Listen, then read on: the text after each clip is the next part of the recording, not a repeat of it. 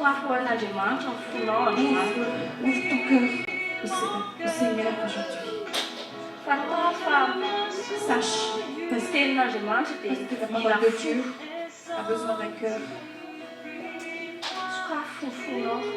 Ouvre ton cœur.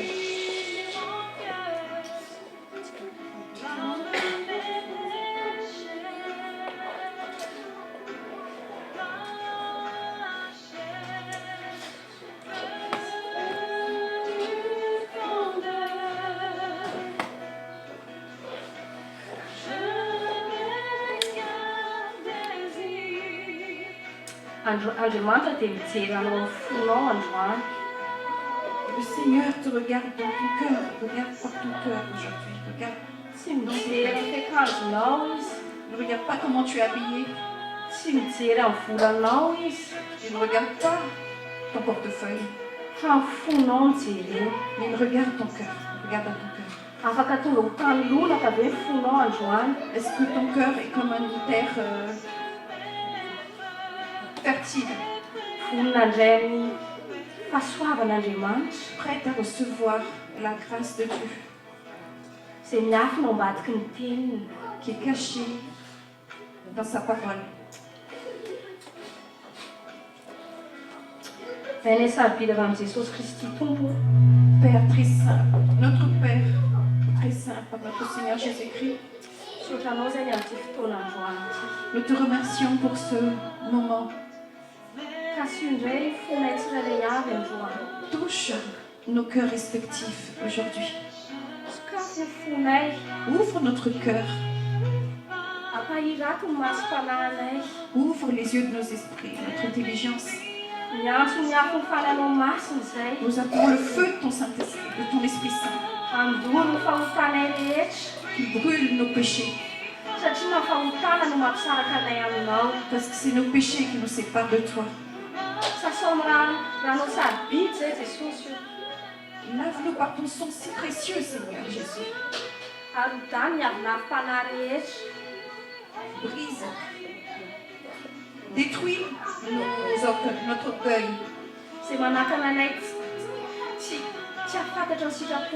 Qui nous empêche de savoir ta volonté. Nous avons besoin de toi, Père. Nous sommes perdus sans toi. Nous sommes perdus, nous et notre nous-mêmes et notre famille sans toi. Mais ta parole en œuvre.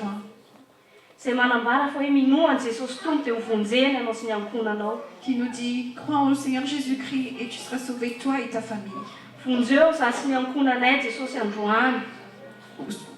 Sauve-nous, nous-mêmes et notre famille aujourd'hui. Nous sommes encore ici-bas. Il y a plein de péchés, il y a plein de mauvaises choses sur cette terre. Il y a beaucoup qui veulent nous faire tomber. Beaucoup veulent nous tuer. Mais toi, Père, est un secours pour nous. Tu es notre aide. Nous te faisons confiance. Nous reposons à toi. Aussi, assiste ce moment. Bénis ta parole, dite aujourd'hui. Qu'il touche la vie de nos foyers. Au nom du Seigneur Jésus. Amen. Amen.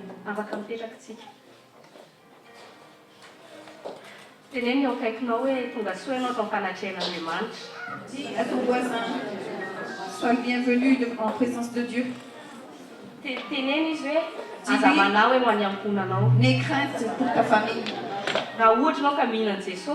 Quand tu crois, si tu crois au Seigneur Jésus-Christ, ta famille sera sauvée. Amen. Amen.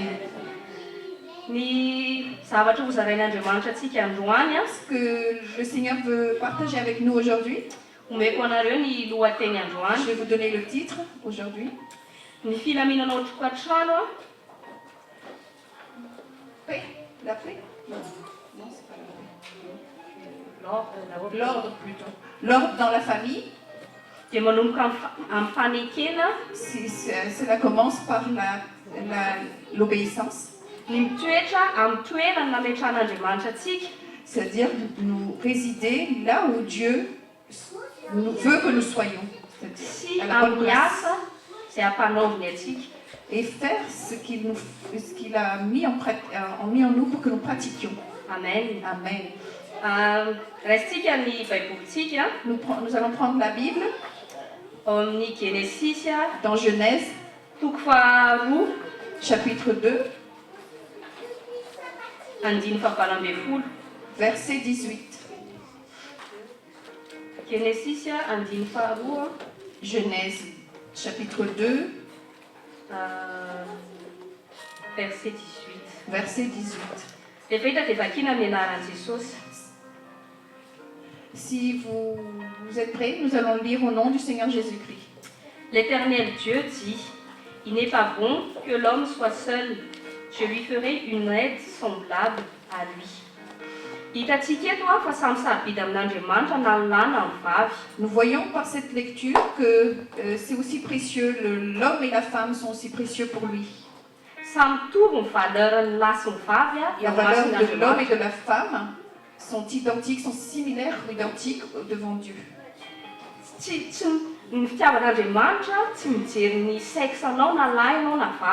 L'amour de Dieu ne dépend pas de ce que tu es un homme ou une femme. Nous devons le confirmer. Parce que les religions ont tendance à rabaisser les femmes. Mais ici, Dieu nous dit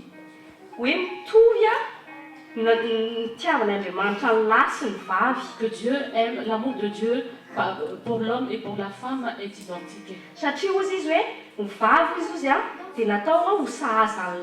Parce qu'il a dit que la femme doit être l'égale à l'homme.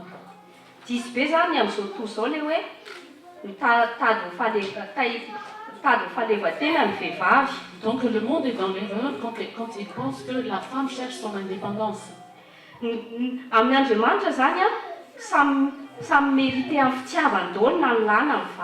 Donc pour Dieu, l'homme et la femme méritent bien son amour.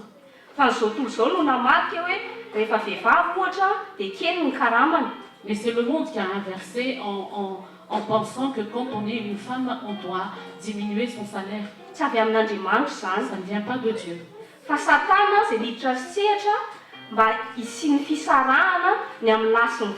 Mais c'est Satan qui était entré en scène pour séparer l'homme et la femme. C'est le système du monde. Ça, c'est le système du monde. Le prince du monde. Et Jésus a dit que Satan est le prince du monde. Et pour ceux qui ne connaissent pas la volonté de Dieu, le système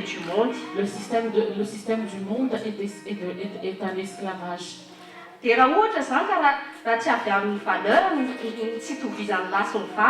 donc si la comparaison de l'homme et de la femme ne vient pas de la valeur, donc ça vient de quoi d'après vous? Scientifiquement parlant, Parce que scientifiquement parlant, Dieu n'a pas façonné l'homme et la femme de la même manière. Donc prenons Genèse, toujours au chapitre 2, du verset 21 jusqu'au verset 23. Lisons-le dans le nom de Jésus. Alors l'Éternel Dieu fit tomber un profond sommeil sur l'homme qui s'endormit. Il prit une de ses côtes et referma la chair à sa place. Amen. Là,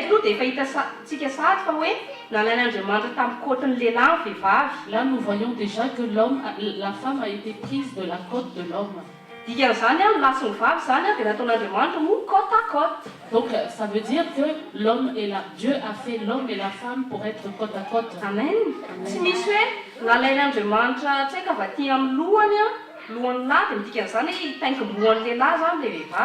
Il n'est pas dit que Dieu a pris la femme à partir de la tête de l'homme. Donc de là, ça veut pas dire que la femme doit dominer l'homme. Na koa hoe nalaina tany amin'ny tongotra raha lehilahy raha vehivavy dia midika an'izany afaka manitsaka amin'ny vadiny raha lehilahy. Ou aussi que la femme a été tirée des talons de l'homme, donc à partir de là, l'homme a le droit de piétiner la femme. Midika izany fa natao côte à côte ny mpivady. Donc ça veut dire que l'homme et la femme doivent être marcher côte à côte. Amen. Dia toizantsika ihany verset 22. On continue au verset 22. L'Éternel Dieu forma une femme de la côte qu'il avait prise de l'homme et il l'amena vers l'homme. Et l'homme dit, voici, cette fois celle qui est os de mes os et chair de ma chair, on l'appellera femme parce qu'elle a été prise de l'homme. Eto dia hitantsika hoe inona mahatonga ny mahatonga ny lahy sy ny vavy tsy mitovy. Là, nous voyons bien la différence entre l'homme et la femme. Dia ny toerana nametrahan'Andriamanitra azy sy ny asa izay nanaovan'Andriamanitra azy. Il s'agit de la place, de la position et de la fonction de l'homme et de la femme. Amen. Mahatonga ny tokantrano be da be simba satria na ny lahy sy ny vavy dia tsy mitoetra amin'ny toerana sy ny asa izay mpanaovan'Andriamanitra azy. La raison pour laquelle beaucoup de foyers sont détruits parce que soit l'homme ou la femme ne se positionne pas là où Dieu veut qu'il soit. Amen. Inona moa mahatonga ny problème ny homosexualité? Quel est le problème de l'homosexualité? Ny tsy faneken'ny lahy mitoetra amin'ny toerany malaha azy tsy manatanteraka ny asa malaha azy. C'est parce que l'homme en tant qu'homme refuse d'être l'homme pour destiné à la mission pour laquelle il est fait. En ce moment, l'homme veut être une femme et la femme veut être un homme.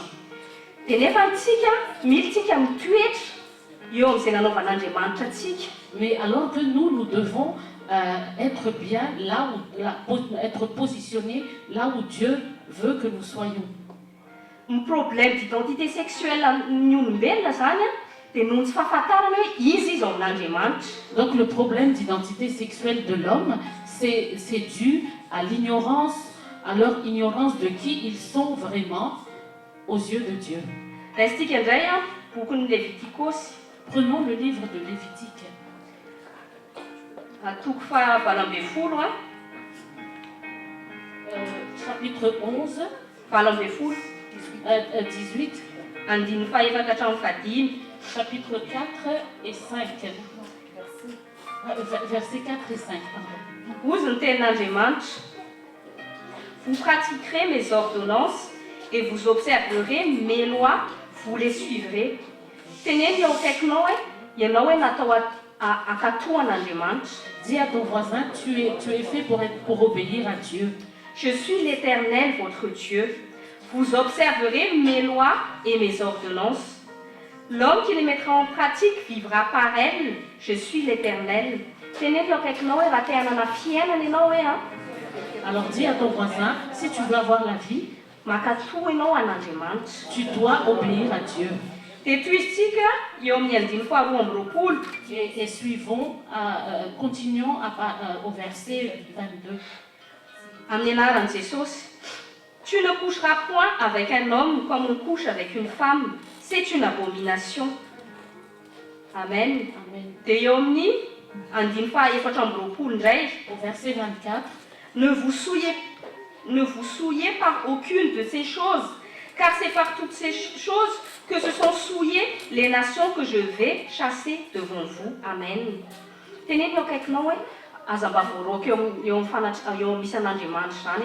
Alors dis à ton voisin, il ne faut pas que tu sois chassé de la présence de Dieu. Dans la présence de Dieu, c'est le meilleur endroit pour toi.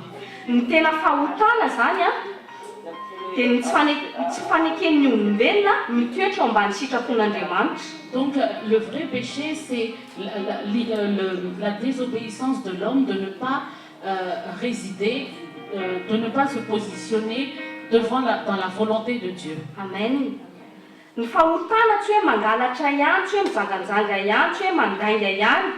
péché n'est pas seulement mentir, voler ou faire autre chose. Fa rehefa ohatra ianao ka miala amin'ny toerana izay nametrahan'Andriamanitra anao, Mais quand tu t'éloignes de la position où Dieu t'a placé, na hoe manao zavatra izay tsy asain'Andriamanitra natao na tsy aven'Andriamanitra ataonao, ou que tu fais quelque chose que Dieu ne t'a pas demandé de faire ou il ne veut pas que tu fasses, dia efa manoto ianao mason'Andriamanitra. c'est que tu pèches devant Dieu. Amen. Izany mahatonga ny hoe raha ohatra ianao ka tokantrano kristianina, C'est pour cela que quand tu es dans un foyer chrétien, ka raha tianao hamasin'Andriamanitra amin'ny fiaina tokantranonareo, et si tu veux que Dieu sanctifie ton foyer, mihina ny lahy manaiky ny toerana misy azy, l'homme doit accepter la position que Dieu veut qu'il le mette. dia ny vehivavy koa mila manaiky ny toerana izay nametrahan'Andriamanitra Et azy, la femme aussi doit accepter la position que Dieu veut qu'elle soit.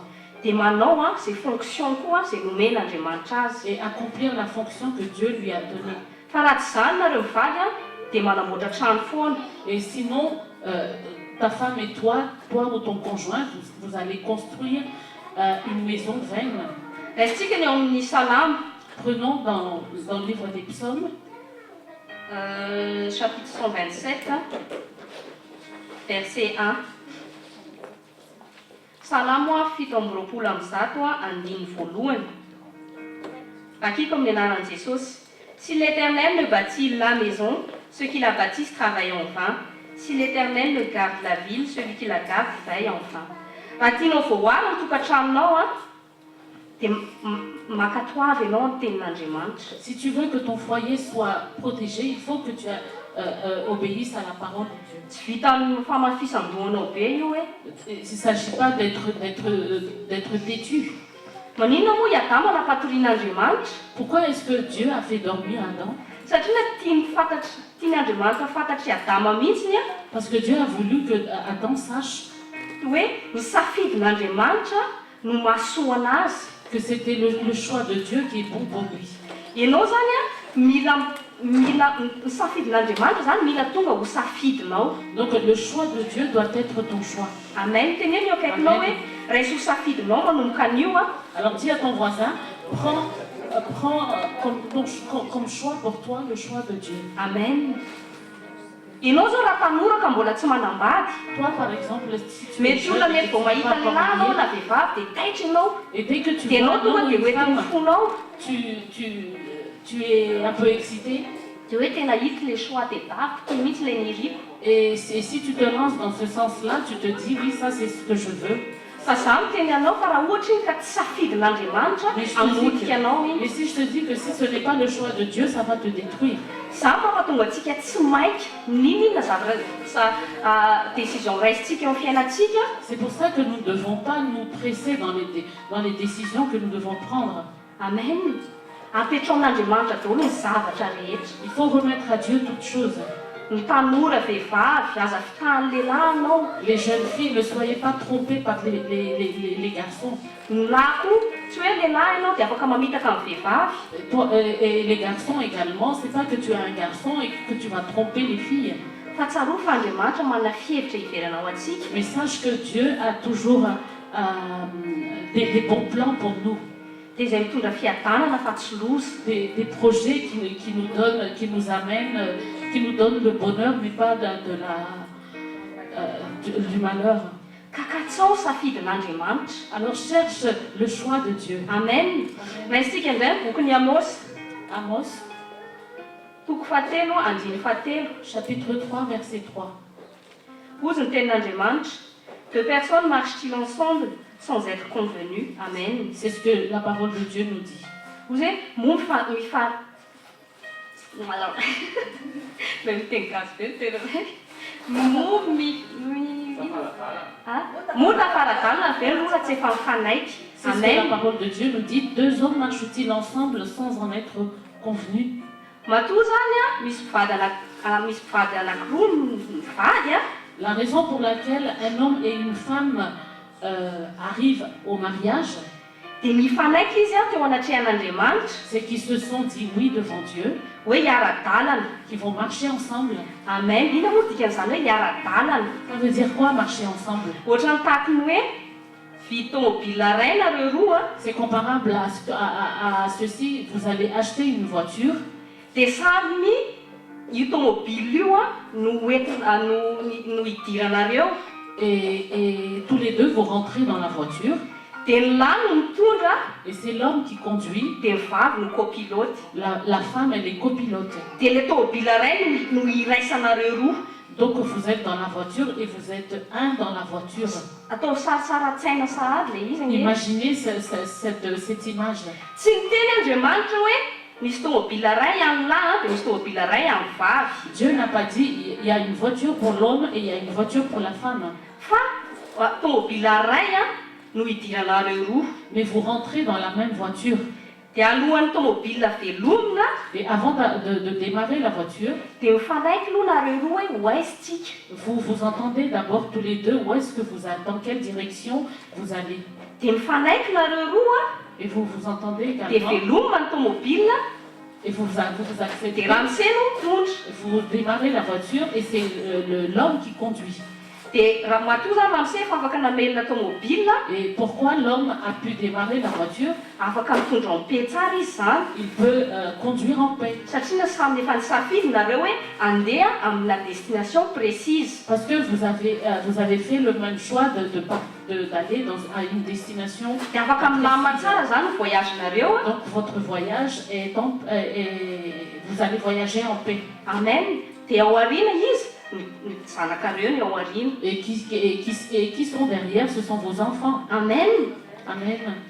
Zavatra mila fantatry mivady ny zavatra mila fantatry mivady dia mila izy roa mahatsapa teny fa tsy fahavalony ny vadiny. Les époux doivent être conscients que l'un et l'autre ils ne sont pas des ennemis. Na koa hoe natao hifaninana nareo ao tokantrano. Ou vous êtes fait pour vous concurrencer. Fa mila tsapanareo fa ekipa iray misy anareo. Mais vous devez réaliser que vous êtes coéquipiers. Ka nareo te hampandresy miaraka ny tokantranonareo. Et vous avez le désir d'amener votre foyer dans la victoire. Dia mila fifandraisan-tanana zany io zavatra io. Donc vous allez marcher main à main. Eritrereto nge misy ekipana football na firy moa ny anatin'ny ekipana football 11, 13. Dia 11. Imaginez l'équipe de football qui est composée de 11 personnes.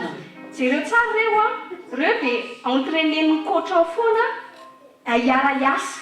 Et regardez, toute l'équipe est entraînée par le coach pour travailler ensemble. Ohatra zao Ronaldinho moa ilay malaza iny. Est-ce que c'est Ronaldo qui Ronaldo ilay mahay mameo but iny foana. C'est Ronaldo qui sait bien marquer les buts.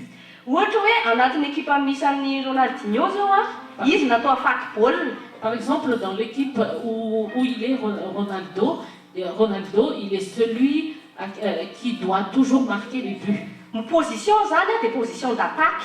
Donc sa position est une position d'attaque. Dia ny fonctionny mafaty baolina. Et sa fonction, c'est marquer les buts. Dia ny ambin'ny ekipa zany atao izay ipasiana baolina ho an'ny Ronaldinho. Donc le reste de l'équipe doit toujours faire en sorte que la balle soit passée à Ronaldinho. Mba hatonga ny Ronaldinho afaka mafaty baolina sy mitondra ny ekipe anatin'ny fandreseny. Pour que Ronaldo puisse marquer des buts et que l'équipe puisse gagner. Dia misy koa nefany ny joueur izay manana fonction de défense. Il y a aussi des joueurs qui ont la fonction de défense. Dia misy koa joueur mana fonction manao passe amin'ny Ronaldinho. Et d'autres aussi ont des fonctions de passeur de balle à Ronaldinho. Zay zany stratégique izay omeny coach mandritra ny isan'andro volana mataonany hiperfectionner zay stratégie zay mba tonga ny ekipan'ny zareo andresy. Donc ça c'est la stratégie que le coach leur donne afin que l'équipe puisse être victorieuse. Amen. Dia ohatr'izay koa tokantrano. Et c'est de la même façon dans le... Raha ohatra ka reo joueur anakiraiky amby folo reo tsy mahay miara-miasa. Il en est de même dans le foyer. Donc si tous ces 11 personnes de l'équipe ne peuvent pas collaborer, ohatra miinsiste te ho beloha le manana fonction na défense zany nga te handaka amin'ny baolina za te hafaty baolina. Si par exemple le défenseur insiste pour être le marqueur de but, Na ohatra koa l'équipe hafa tena zara ngana dia afaty baolina fa tsy ekeko zany foana koa dia Ronaldinho foana ve. Et l'autre aussi, d'autres personnes aussi dans l'équipe vont dire non, mais c'est pas tout le temps Ronaldinho, mais moi aussi je veux le faire. Zany tena nareo fa tsisy équipe mandresy ohatr'izany. Donc moi je vous dis qu'il n'y aura pas d'équipe qui va gagner. Dia izay ma mahatonga ny tokantrano be da be tsy ambinina. Et c'est pour ça que beaucoup de foyers ne prospèrent pas. Satria na raha vehivavy te handaka amin'ny baolina. Parce que la femme veut donner un coup au ballon. Dia nefa ny asan'ny raha vehivavy natao hipasy ny baolina ny rangahy. Alors que la fonction de la femme c'est de passer la balle à l'homme. Dia misy fotoana koa rangahy mety kamo dia tsy te handaka baolina. Et il y a des moments que monsieur aussi a la flemme et donc il ne veut pas donner un coup à la Dia balle. raha matoa variany dia force ry micross be mikola stade handaka baolina. Et la femme qui fait la fonction de défense, elle court pour pouvoir donner un coup à la balle. Teneno akaikinao mampime be. Dis à ton voisin, c'est rigolo. Tsy handresy mihitsy. Ils ne vont pas avoir la victoire. Dia zay zavatra mila tsapa amin'ny mpivady. Et ça, cette image-là, le couple doit avoir conscience de ça. Mila miray saina nareo a. Vous devez être d'un même esprit, Miray fo a. d'un même cœur, Vao maka décision ao tokantrano. avant de prendre une décision à la maison. Eritrereto tsara hoa le tômôbila niteneniko teo. Pensez et réalisez, imaginez la voiture que je Anao viens de atsika dire. film kely izy rehefa ny farany hitanareo tsara. À la fin. Raiky tapisaka ohatr'sainareo le izy a. À la fin, on va faire un film pour que ça soit ancré dans votre Mba tsy esprit. sahifa maly tsony nareo rehefa ny tokantrano any. Comme ça, une fois vous êtes chez vous, vous n'allez plus Amen. vous disputer. Amen. Famezana ekipa adverse ianao a. Raha ohatra le tsy ekipa rehetra miady te hazo baolina. Alors l'équipe adverse va rire de toi si ils vont dire que elle va dire qu'il y a une équipe là qui. Je sais pas si c'est Raha ohatra mele ekipa adverse. Raha ohatra nareo ka rozareo famaly hiady baolina ao anatin'ny camp nareo. L'équipe adverse va rire de vous si vous êtes en train de vous disputer pour avoir la balle. Amen. Dia ohatr'izany koa Satana rehefa mahita ny mpivady ao tokantrano a fa malava. Et Satan également, il est également comme ça quand il voit le couple toujours en train de se disputer à la maison. Raha matoa te ho lahy. La femme, madame, veut être l'homme. I rangahy miala bala. Et monsieur veut esquiver. Ny zanaka te ho ray aman-dreny. Les enfants veulent prendre la place des parents. Tratran'izany zaza efa 18 ans zaza tenitenenina tsony a. Et les enfants, des fois, disent oui, moi j'ai 18 ans, donc vous n'avez plus le droit de me Sasany parler any comme teny ça. vao 12 taona izy dia zany efa lehibe fa zaza tenitenenina tsony. Et il y a même des enfants à 12 ans, ils disent moi j'ai 12 ans, donc ne me parlez plus. Zao tena mampalahelo mihitsy ny génération amin'izao fotoana izao. Notre génération maintenant est vraiment déplorable. Te ho antitra zany ny ankizy amin'izao. Les enfants veulent vieillir. Asa te hiazakazaka ho aiza ary. On ne sait pas, ils veulent courir où. Za rehefa maka an'izany fa ny ampianarana dia ohatrany hoe za indray zaza. Moi quand je vais chercher mes enfants à l'école, c'est comme si c'est moi qui deviens des enfants. Fa mila tsika manaiky amin'ny toerana izay nametran'Andriamanitra antsika. Nous devons accepter la position que Dieu nous donne. Satria izay ny kapasité nomen'Andriamanitra antsika. Parce que c'est la capacité que Dieu nous donne. Amen. Amen. Ka mila ny mpivady a mahay mifandraisan-tanana ao an-tokantrano. Madame et monsieur vous devez vous marcher main dans la famille, dans le foyer. Ny tena marina tamin'ny Andriamanitra nanangana ny tokantrano a dia endrika izay naseho an'Andriamanitra fa mifampila ny olombelona. En vérité, quand Dieu a fondé la famille, l'image que Dieu a donnée, c'est que l'homme et la femme doivent se dépendre l'un de l'autre. Amen. Tsy nataon'Andriamanitra ho feno anatin'ny lahy daholo ny zavatra rehetra. C'est-à-dire que Dieu n'a pas mis toutes choses dans l'homme. Dia tsy nataon'Andriamanitra anatin'ny vavy daholo koa nefa ny zavatra rehetra. Et Dieu n'a pas non plus mis toutes choses dans la femme. Satratr'izany a misy a ny firiariana. Sinon l'orgueil va Dia ny firiariana lasa mampisaraka. et cet orgueil va causer la division. Fa Andriamanitra tia mihitsy le fampiraisana. Mais Dieu veut l'unité. Amen. Andriamanitra no sosialina voalohany. Dieu est le premier social. Tsy ny parti socialiste mihitsy ny parti social voalohany fa Andriamanitra. C'est pas la partie socialiste qui est premier social, mais c'est Dieu. Tian'Andriamanitra mihitsy ny olombelona hifanampy. Dieu veut que l'homme, les êtres humains s'entraident. Zavatra tsy ananako homeko ho an'le ray tsy manana. Dia le zavatra le ray izay mety tsy manana tsy ananako indray mba manome aty amiko. Ce que j'ai, je le donne à ceux qui n'en ont pas et c'est vice-versa. Amin'izay misy ny échange. C'est pour ça, c'est comme ça il y a de l'échange. Amen.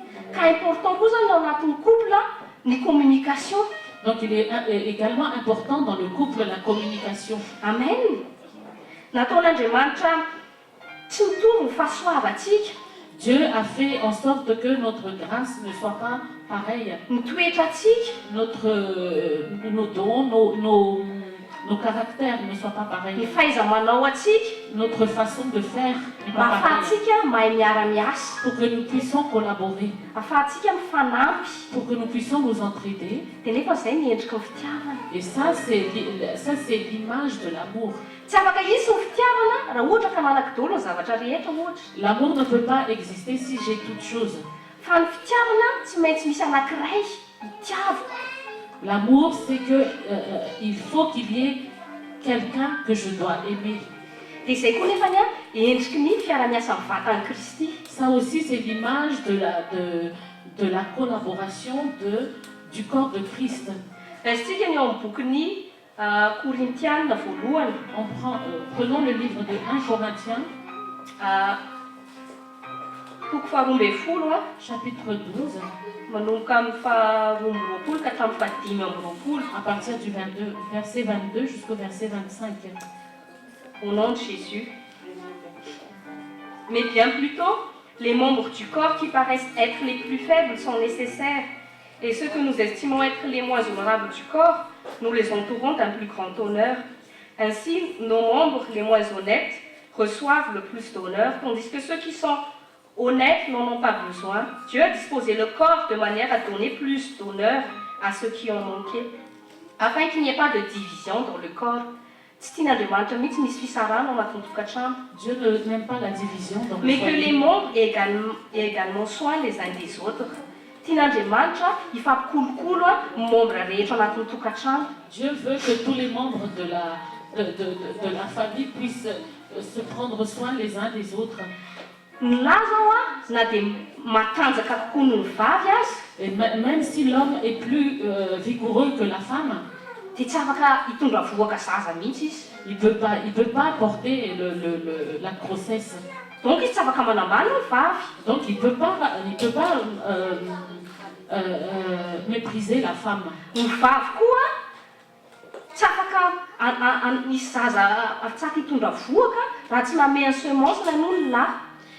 La femme non plus ne peut pas concevoir si l'homme n'a pas donné sa semence.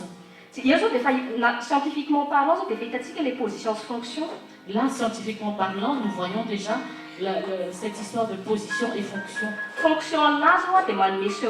La fonction de l'homme, c'est de donner la semence. La fonction de la femme a cette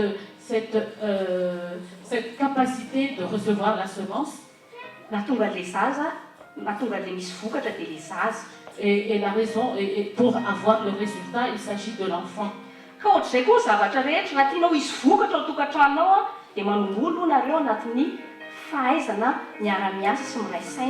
Donc toute chose est comme ça. Donc si vous voulez avoir des résultats dans le foyer, commencez par marcher d'un même cœur et d'un même esprit.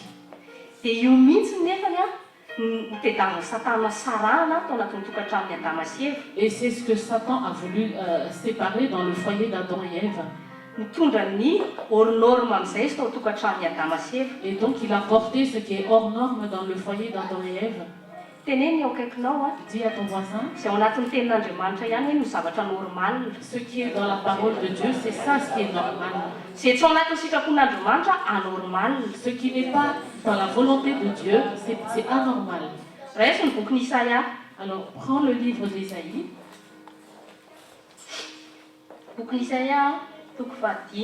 Ésaïe 5,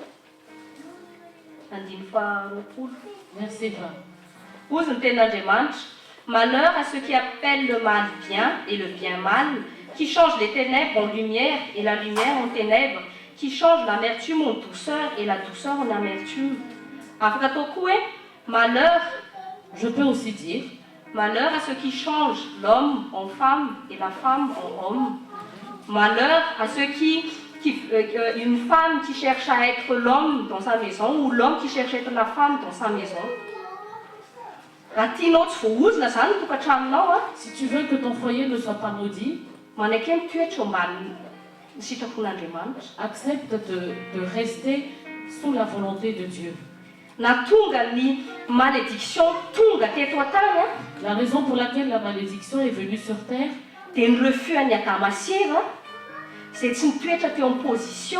c'est le refus d'Adam et Ève de se soumettre à la fonction et à la position que Dieu les a donnés. C'est la raison pour laquelle nous devons toujours apprendre à la parole de Dieu.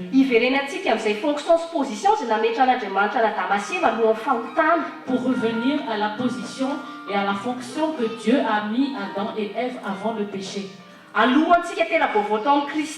Avant notre nouvelle naissance en Christ,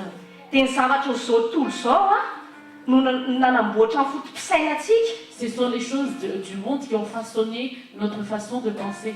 Et c'est ce que nous décidons dans notre vie. Il y a beaucoup de personnes qui se disent chrétiens, mais ce qu'ils font vont à l'encontre de la volonté de Dieu.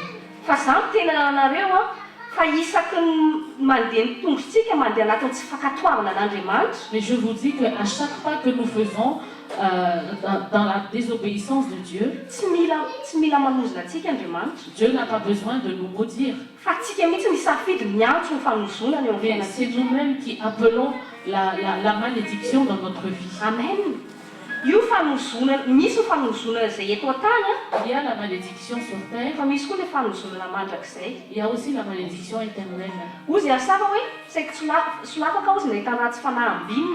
Asaph disait que j'allais tomber quand je voyais les méchants prospérer. Et toi, tu te dis des fois, mais celui-là, il n'est pas chrétien, mais alors que sa vie va bien. Et est-ce que tu désires être à la place de cette personne alors qu'il n'a même pas, il s'est même pas repenti?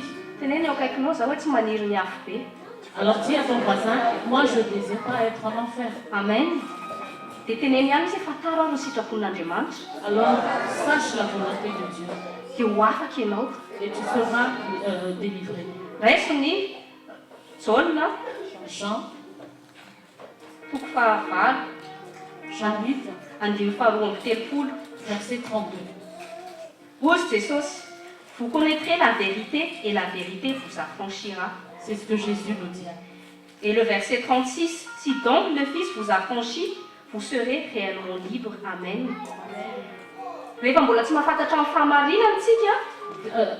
Dès l'instant où nous ne connaissons pas encore la vérité, et nous prenons le mensonge comme vérité. Amen. Par exemple, prenons un couple. L'homme est dans l'adultère. Donc il vivait dans le mensonge par rapport à sa femme. Donc la femme qui ne connaît pas la vérité, madame donc reçoit le mensonge de son mari comme une vérité. Jusqu'au jour où il y a un témoin qui vient l'annoncer, oui,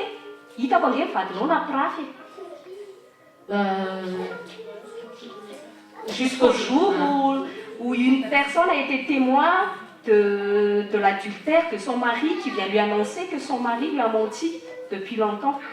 Dia amin'izay fotoana izay ilay ramatoa vao mahafantatra ny vérité. Et à ce moment-là, la femme, elle connaît la vérité. Amen. Za sy ianao koa ohatra n'io ramatoa io laingain'ny Satana foana. Toi et moi, nous sommes exactement comme cette femme. Satan est toujours en train de nous mentir. Ohatrany hoe mety zany ilay fiainana. C'est comme si notre vie va bien.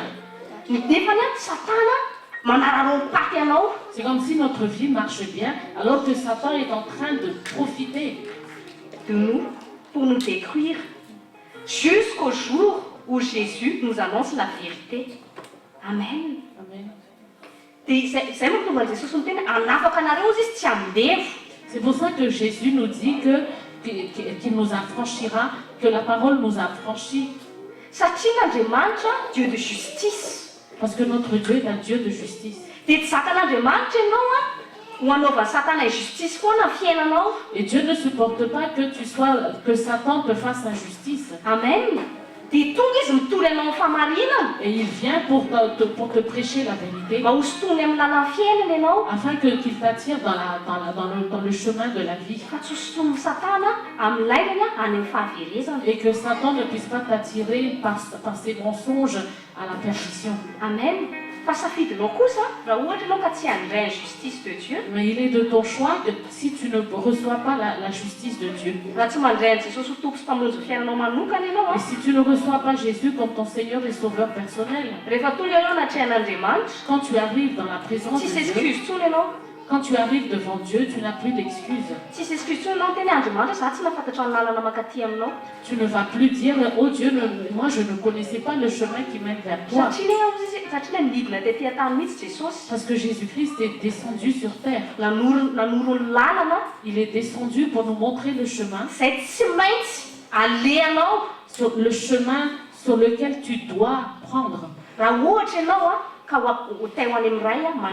Si tu veux aller au Père éternellement. Peut-être que tout chemin mène à Rome, mais un seul mène au ciel. Il faut que ça soit ancré dans ton cœur. Ce monde a beaucoup de chemins. Religion, dans la religion, il y a beaucoup de chemins. Des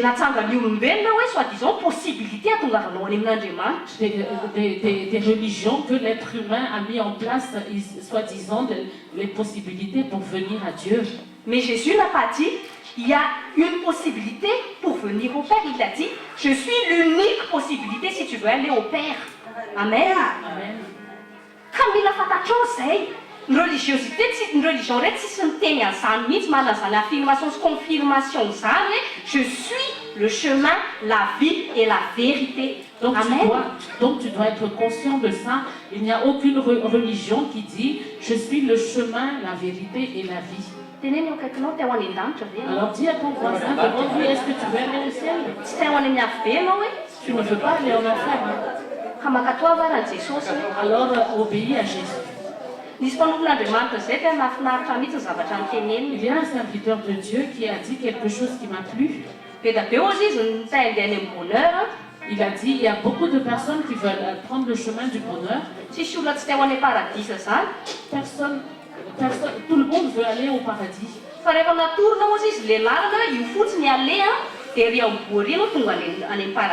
Mais une fois qu'on lui a montré, c'est seulement ça le chemin et au bout tu vas aller au paradis. L'être humain ne l'accepte pas. Amen. Alors dis à ton voisin, il ne s'agit pas d'être têtu. Amen. Vous dites je résiste aux orgueilleux. Dieu a dit qu'il résiste aux orgueilleux. Mais si tu veux faire le bras de fer avec Dieu, c'est le bras de Dieu qui a fait l'univers. Et comment qu'est-ce que ton bras peut faire à côté de l'univers? Alors humilie-toi devant Dieu. Accepte sa volonté.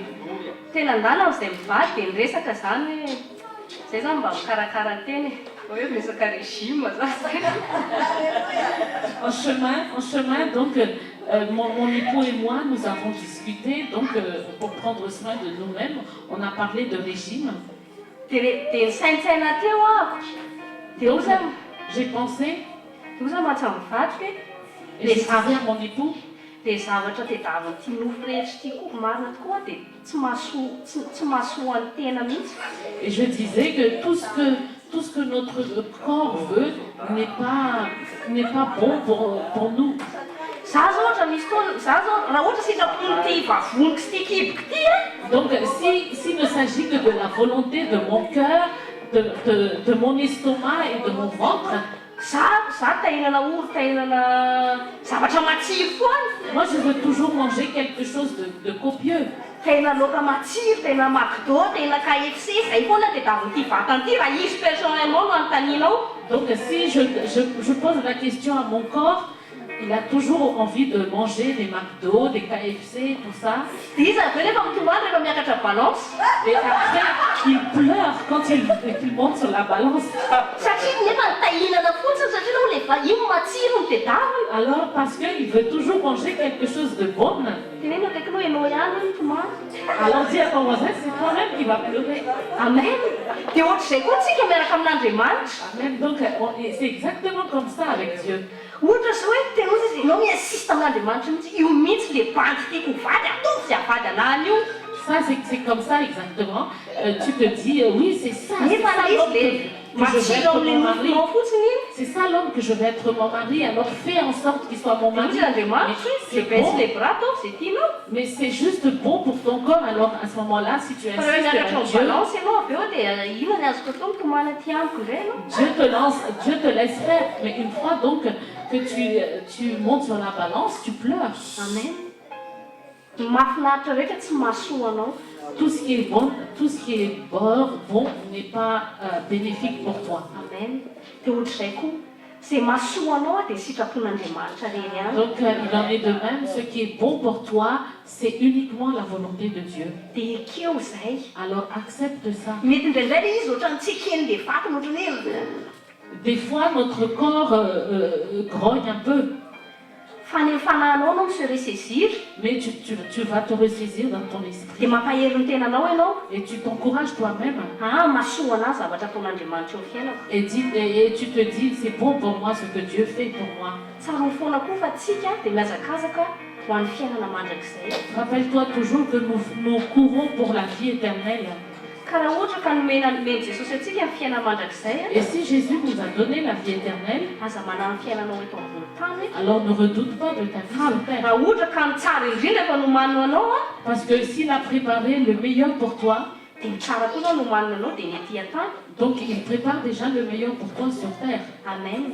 Ka zay zavatra izay tsy zaka ny Satana. Et cette chose, Satan ne le supporte pas. Dia hoe miakatra hoe Satana tsy tahitanao sambatra mihitsy. Alors dis à ton voisin que Satan ne veut pas te voir heureux. Satana tsy tahitanao andovan'ny lanitra. Il ne veut pas que tu hérites le ciel. Fa te hamono anao izy. Il veut te tuer. Ary te handoro anao any amin'ny afon'ny fahaverezana izy. Et il veut te brûler dans la géhenne. Dia rehefa nanamboatra ny Adama sy Eva i Andriamanitra, Et quand Dieu a créé Adam et Ève, teraka ny jalousie tao anatin'ny Satana. la jalousie, Satan a eu de la jalousie. Satria na teo ambanin'ny créaturen'Andriamanitra rehetra, dia ny olombelona ny tia nana position ambony indrindra. Parce que parmi toute la création de Dieu, l'homme a eu la meilleure position, c'est-à-dire la position la plus haute. Amen. Andriamanitra, ny olombelona, ny anjely, zavaboary dia Satana. Donc l'image est ceci, Dieu d'abord, ensuite l'être humain, les anges, la création et ensuite Satan en tout dernier. Dia namboarin'Andriamanitra Adama sy Eva hanana fanapahana eto an-tany. Et Adam et Ève ont été destinés pour avoir la domination sur terre. Andriamanitra kely teto an-tany zany Adama sy Eva. Adam et Ève donc étaient un petit Dieu sur terre. Solon-tenan'Andriamanitra tany an-danitra teto an-tany. Représentant de Dieu, du Dieu des cieux sur terre. Dia tsy zakan'ny Satana ilay izy hoe manana royaume sy domination le olombelona fa izy tsy manana tsony. Et Satan ne supportait pas que l'homme et la femme puissent avoir la domination et que Satan l'avait perdu. Tsarovy tsara fa zay natonga Satan jaloux tamin'Andriamanitra te hanana ny domination royaume des cieux izy. Rappelez-vous que c'était pour ça que Satan était jaloux de Dieu, parce qu'il voulait avoir la domination du royaume des cieux. Dia nisainy Satan hoe rehefa tsy azoko ny royaume des cieux ho alaiko ny royaume terrestre. Et donc Satan s'est dit que si j'arrive pas à avoir la domination du royaume des cieux, je vais avoir la domination du royaume terrestre. Dia hopitehako i Adama sy Eva ozy izy azoko ny fanapahana eto amin'ity tany ity. Et donc je vais détruire Adam et Ève pour que je puisse avoir la domination sur terre. Dia ny fomba namorontenany any Adama sy Eva Et la façon qu'il a fait, dia navadiky ny sitrapon'Andriamanitra. il a perverti la volonté de Dieu. Teo amin'ny resaka position sy fonction io ny déstabiliser. Il a déstabilisé la fonction et la position en fait. Ozy Andriamanitra hoe izy lohany niteny tamin'ny Adama izy hoe tu ne mangeras pas le fruit aux izy du jardin. C'est ce qu'il a dit à Adam. Raha ohatra Adama ka te ho velona dia izay ihany no ohatrany hoe teny autorité no men'Andriamanitra ny Adama. Donc si Adam voulait avoir la vie, c'est cette parole, c'est la parole d'autorité que Dieu a donnée à Adam. Marque amin'ny hoe Andriamanitra ambony dia Adama juste en bas. C'est la marque de la position du fait que Dieu est le Très-Haut et juste l'homme, Adam et Ève, vient juste après. Amen. Dia rehefa namorona ny Eva amin'izay izy Et quand il a façonné Ève, dia Andriamanitra niteny hoe lao izy natao voalohany izay vao ny lahy. Dieu a dit, donc on va créer l'homme d'abord, ensuite la femme. Amen. Dia niandry mihitsy Satan hoe vity Eva. Et Satan a attendu à ce que Ève soit créée. Satria na ny tena marina le fanapahana tao anatin'ny Adama aloha. Parce qu'en vérité, la domination était en Adam Fa d'abord. nataony zaraina tamin'ny Eva le izy. Et après, ça a été partagé à Ève. Dia ny tanjon'ny Satana azahoany any Adama. Et le but de Satan, c'était d'avoir Adam. Dia iza nefa ny intermédiaire entre Satan et l'homme? Et d'après vous, qui était l'intermédiaire entre Satan et l'homme? C'était Ève. Dia nisisika tany amin'ny ray Eva izy. Et donc, il a insisté de rentrer dans Ève. Natsofony tao an-tsainy amin'izay hoe Eva, ianao nge afaka tahaka ny Adama e. Any teneniny aloha, ianao nge afaka tahaka n'Andriamanitra. Et donc, d'abord, il a dit à Ève, tu peux être comme Dieu. Dia rehefa tafatsofoka tao anatin'ny Eva amin'izay izay zavatra izay laingo izay Et une fois que ce mensonge a été entré dans Ève, dia nanimba ny foto-pisainan'ny Eva amin'izay le et izy. ça a détruit la façon de penser de Dia Ève, nampiteraka mauvais désir tao anatin'ny cœurany. et ça a engendré des mauvais désirs dans son Teraka cœur. anatin'ny sainy Eva amin'izay le hoe raha ohatra n'Andriamanitra zany tsy mila tapahany rangaty intsony fa libre. Et donc, Ève s'est dit, donc si je suis comme Dieu, cet homme ne peut pas avoir la Nefa tsy domination sur moi. fantatry Donc Eva je suis fa natao libre. hanapaka hiaraka ny Adama izy. Et Ève ne savait pas qu'elle était faite pour dominer avec Adam. Fa satria nale izy tsy nitoery tany sitrapon'Andriamanitra izy. Parce que Ève ne s'est pas soumise à la volonté de Fa Dieu. navelany olona mipaka tao anatin'ny fisainany ny laingany Satan. Mais elle a préféré que le mensonge de Satan puisse vraiment demeurer dans son cœur. Dia adiny tanteraka ny zavatra rehetra izay efa nomen'Andriamanitra Et azy. elle a complètement oublié tout ce que Dieu lui a donné. Ka ny vehivavy mila mitandriny ianao. Alors, femme, tu dois faire attention. Fa matetika rehefa te hamotika tokantrano Satana, Souvent, quand Satan veut détruire un foyer, matetika ny vehivavy foana izy no mititihe. souvent, il passe par la femme. Za moa miteny foana ataon'ny sekoly tokantrano Souvent, je dis à l'école de la famille hoe l'homme a un pouvoir exécutif. que l'homme a le pouvoir exécutif, Fa tsy afaka miexécuter izy raha tsy mandray conseil avy any amin'ny vadiny. mais il ne peut pas exécuter sans consulter sa femme. Ny vehivavy zany source d'inspiration faharoa ao aorian'ny fanahy masina ho an'ny vadiny. Donc la femme est une source, après le Saint-Esprit, la femme est une source d'inspiration de son époux. Alors si tu es une femme, fais attention. Afin que tu sois vraiment une aide pour ton époux. Ne donne pas des mauvais conseils à ton mari et qui peut détruire ton foyer. Donc ne prends pas, n'essaie pas de prendre la place de ton époux. Parce que ton existence est importante pour ton époux. Amen. Et toi aussi, homme, tu ne peux pas décider tout seul. Parce qu'il t'a été donné un conseil. Alors écoute ton conseiller. C'est la raison pour laquelle nous devons nous porter en prière dans le foyer.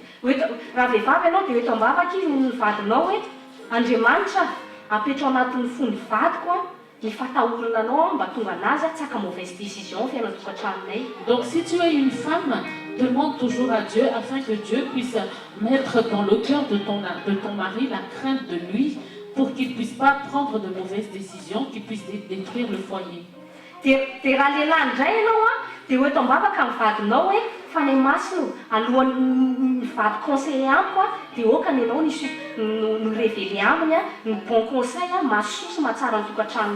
Donc si tu es un homme, prie Dieu afin que Dieu révèle à ta femme les bons conseils qui puissent être bénéfiques pour ton foyer. Donc une fois que Satan a pris place dans Adam et Ève, la position et la fonction de l'homme a été perturbée. Regardez Genèse 12.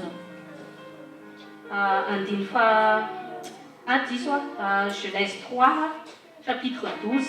C'est Genèse 3 en fait. L'homme répondit, la femme que tu as mise auprès de moi m'a donné de là et je n'ai mangé. Amen.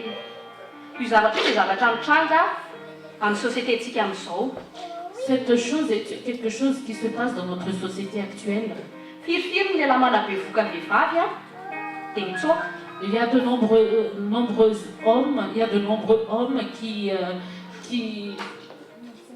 mettent enceinte les femmes et une fois que la femme elle est enceinte, ils disparaissent. Les hommes deviennent lâches. Il y a des moments où l'homme devient passif dans le foyer parce qu'il ne sait pas sa position. Et c'est la femme qui devient militaire dans le foyer. Alors que Dieu a fait en sorte que l'homme et la femme puissent travailler ensemble. Il y a des moments où l'homme n'arrive pas à supporter les circonstances, du coup il devient passif. Et c'est la femme qui endure toutes choses. Amen. Alors dis à ton voisin, tu dois faire attention.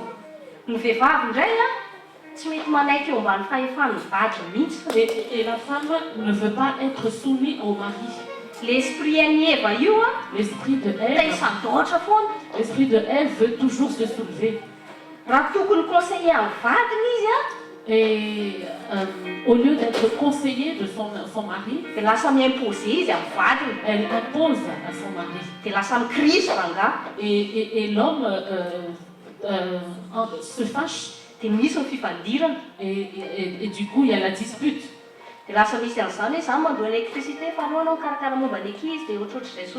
Et du coup, ils se disent, bon, ben moi, c'est moi qui va payer l'électricité, toi tu vas payer ceci ou cela, toi tu prends en charge ceci ou cela. Ça devient un foyer de colocation. Foyer colocataire. Mais ce n'est pas la volonté de Dieu.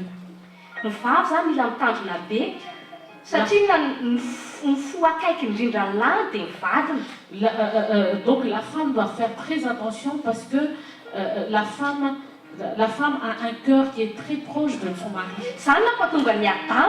tsy nahay discerner rehefa mauvais conseil Ève. C'est pour ça que Adam n'a pas pu discerner quand Ève a donné des mauvais conseils. Satria nafantatry Satana fa ny fonctionnaire conseiller Adam. Parce que Satan savait très bien que la fonction d'Ève, c'était de conseiller Adam. Fantatry Satana fa ny conseil zay omeny Ève dia influencer ny décision ny Adam. Parce que Satan savait bien que les conseils que Ève va donner, ces conseils vont influencer Adam. Dia izay no kasiany an'i Ève. C'est pour ça qu'il a pu toucher Ève. Fa zao no nadiso an'i Adam ary natezitra an'Andriamanitra tamin'ny Adam. Et la raison pour laquelle Dieu s'est fâché contre Adam et ce qui est mis Adam en faute, Any am-pelatana ny pouvoir d'exécution. c'est que le pouvoir d'exécution était dans la main de Nanana d'Adam. choix izy ny refuser les mauvais conseils amin'ny vadiny. Il avait le choix de refuser les mauvais conseils de sa femme. Fa tafiditra tao anatin'ny Adama koa ilay te hihoatra an'Andriamanitra. Mais Adam aussi avait cette ambition de surpasser Dieu. Le péché est le désir de l'homme à vouloir être indépendant de Dieu. Zay no mahatonga ny tenin'Andriamanitra hoe ny finoana ozy izy ny oloko marina dia ho velon'ny finoana. C'est pour ça que la Bible dit que le juste vivra par la foi. La foi est devenue la dépendance de l'homme à Dieu. Amen. Amen. Za moa toa tsy maintsy mianatra ny tenin'Andriamanitra satria tsika te hiverina amin'ilay position tamin'ny voalohany. C'est pour ça que nous devons toujours apprendre la parole de Dieu, parce que nous voulons venir à la position initiale. Ozy izy Paul mandeha amin'ny finoana fa tsy mandeha amin'ny fahitana intsony. Paul a dit de marcher par la foi mais non par la vue. Tsy amin'ny fahitana ny zavatra hita amin'ity zao tontolo zao ity. C'est pas en voyant les choses dans ce monde. Dia inona no raisitsika ho fiainana. Et en voyant ça, nous prenons ça pour notre vie. Fa lasa miverintsika mahafantatra sitrapon'Andriamanitra dia nomeny Jesosy ny teniny.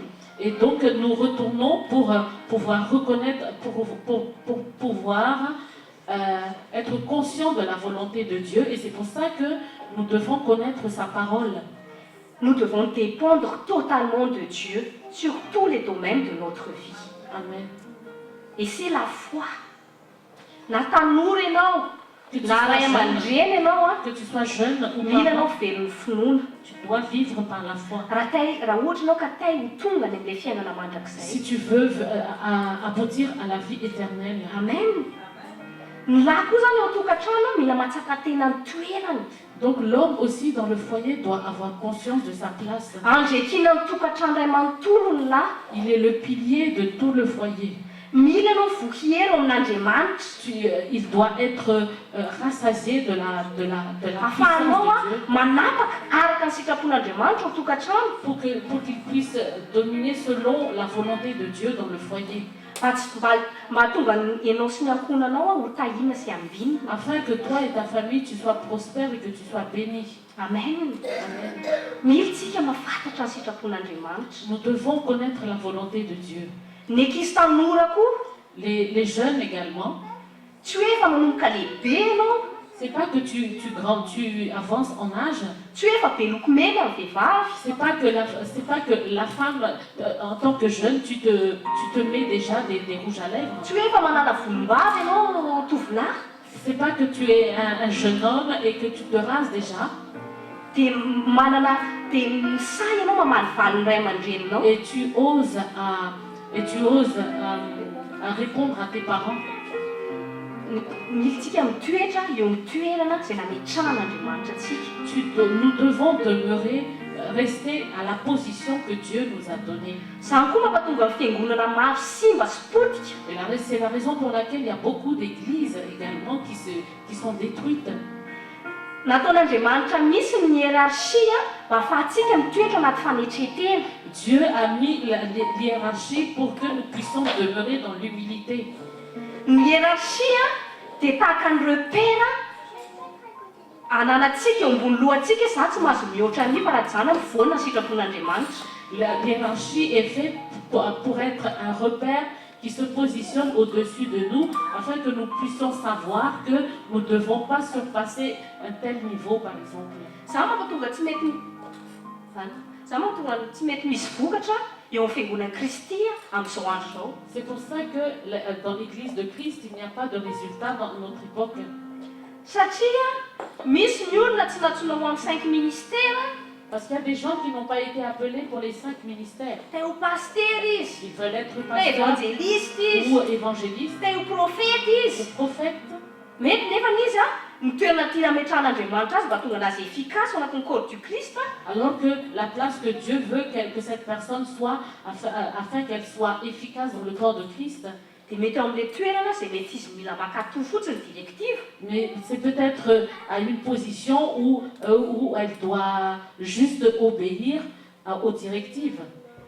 Ianao mila mametraka ny toerana pasteur amin'ny toerana pasteur azy foana. Toi, tu dois toujours mettre les pasteurs à la position de pasteur. Tsy hoe raha manomboka mitombo connaissance spirituelle ianao C'est pas que tu grandis en connaissance spirituelle. dia inonao hiteny hoe za afaka tevateva pasteur an'izay raha jereo kosa ny ondriko jereo za afaka vita an'izao zao. Et tu vas pas te dire, te positionner comme insolent devant les pasteurs en te disant, voilà, bon, ben, je suis déjà comme les pasteurs, donc j'ai de la connaissance, donc voilà, j'ai des brebis avec moi et tout. Jereo tsara angety e, za zao zao raha manana Estera ho zanaka. Voyez ceci, si par exemple Estera est ma fille, Dia raha ohatra izy ho avy ny fotoana hanana ny zanany izy, il y aura un moment où elle va avoir aussi ses enfants, ho reny izy, elle sera maman, tsy hanala ny position ko mareny hoe za ho reny mandrakizay. ça ne va pas enlever ma position de maman éternellement. Dia ohatr'izay koa zao anatin'ny corps du Christ, Il en est de même dans le corps de Christ. mety afaka miteraka efa mananjanaka ao ara-pinoana ianao, Tu peux avoir des enfants spirituels, fa jamais tu seras au-dessus de ton père. Ianao mety lasa, tu deviens peut-être père à ton tour, mais ton père il devient grand-père. Inona dika zany? Mila mihonorer foantsika ho an'izay eo ambonitsika. nous devons toujours honorer ce qui est au-dessus de nous.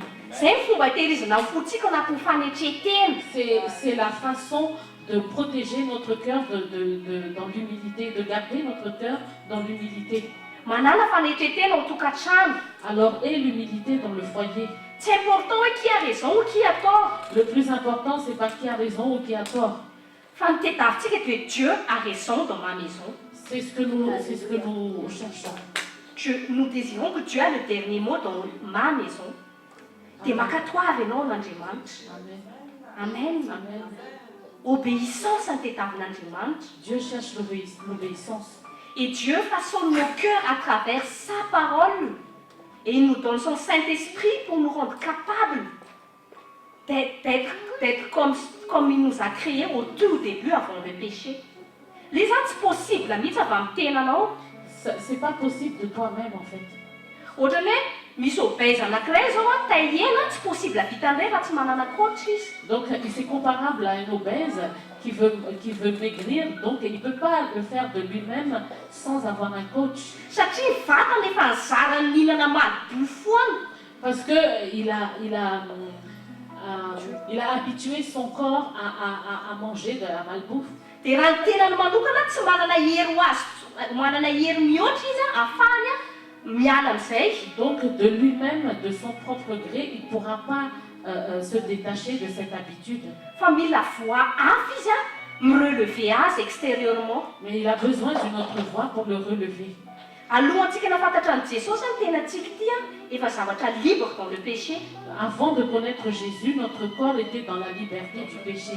Zatra ny vatantsika miaina atao anatin'ny tsy fankatoavana an'Andriamanitra. Notre corps avait l'habitude de vivre dans la désobéissance de Fotsy Dieu. fisainantsika efa nizato nanao zay tiantsika. Notre façon de penser avait l'habitude de faire ce que nous on voulait. Tsy manontany sitrapon'Andriamanitra tsika. On ne posait pas, on ne demandait pas la volonté de Dieu. Nefa tsy fantatsika fa tahaka ny obèze anankiray raha ohatra izy ka tsy manao régime dia maty. Et alors que nous ne savons pas, c'est que c'est comparable à un obèse qui ne suit pas, s'il ne suit pas un régime, il va finir par mourir. Fantatrao hoe fa ny Amerika plus d'any 30% mora dia noho l'obésité. Est-ce que tu sais qu'en Amérique, 30% de la cause de mortalité, c'est dû à l'obésité? Ka be dia be ny olona obèse ny péché. Il y a beaucoup d'obèses du péché. Afaka mivelombelona eny foana ianao. Tu peux toujours vivre. Obèse eny foana ianao un certain laps de temps. Tu veux être toujours obèse pendant un certain temps. Fa si il ne change pas son hygiène de vie, c'est la mort qui l'attend. Et ça, c'est nos coups. Si nous ne changeons pas notre mentalité, si nous refusons d'obéir à Dieu, la mort éternelle nous attend au bout. Ça, c'est pour ça que Jésus a envoyé le Saint-Esprit. C'est la foi de l'encouragement qui va nous donner la force et la capacité de nous soumettre à Dieu et de lui obéir. Amen. Amen. Tu as besoin de la parole de Dieu. C'est le Saint-Esprit que tu as besoin. Amen. Mon époux et moi, on va faire un exemple. On va donner un exemple. Je vais te demander 2 chaises devant Dieu. Moi, je suis un enfant de Dieu. Pasteur Tommy, il est aussi. Pour les jeunes qui ne sont pas encore mariés. Écoutez bien l'importance d'être tous les deux, être des enfants de Dieu pour se marier.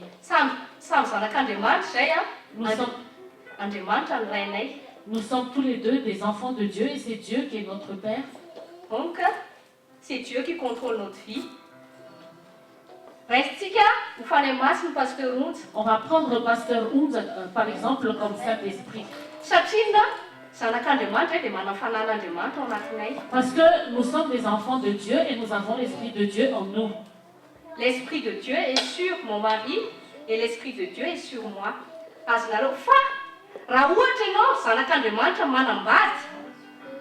Si par exemple tu es un enfant de Dieu et que tu vas te marier avec quelqu'un qui n'est pas un enfant de Dieu.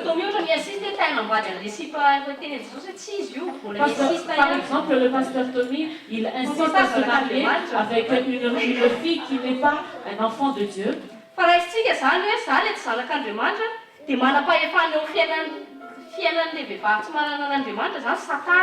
Et donc, par exemple, moi je ne suis pas un enfant de Dieu, donc Satan a le droit sur moi qui n'est pas un enfant de Dieu. Donc Satan a une influence sur moi, sur les conseils que je vais donner à mon mari. Et son but c'est de détruire notre foyer. Alors ne te marie pas avec quelqu'un qui n'est pas en Dieu. Ne te précipite pas dans le mariage si tu ne veux pas être détruit.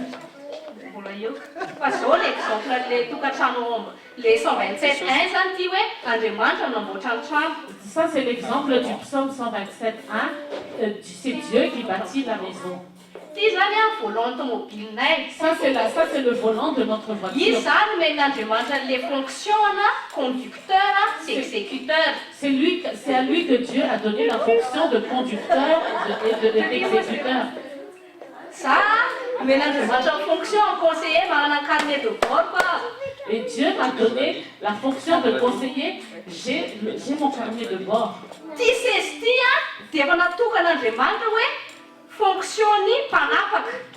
Cette chaise est réservée pour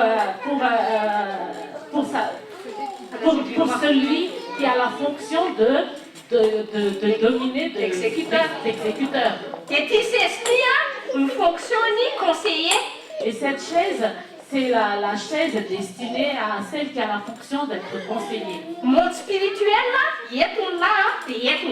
dans le monde spirituel, le monsieur est placé là et madame est placée là.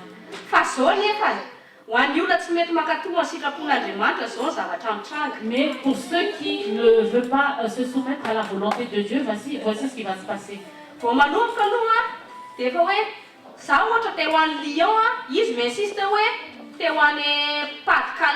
Donc au départ déjà, si moi je veux aller à Lyon et mon époux il insiste à aller au Pas-de-Calais. Et lui il insiste à aller dans les Pas-de-Calais. Et moi j'insiste à aller à Lyon. Alors que c'est lui qui a la clé de la voiture et il démarre la voiture. Et nous on y va alors que moi je suis pas d'accord. Et on est parti, mais moi je ne peux pas partir de la chaise de là où je suis parce que Dieu m'a mis là. Parce que c'est ma fonction. Et qu'est-ce que l'être humain fait parce qu'il veut désobéir?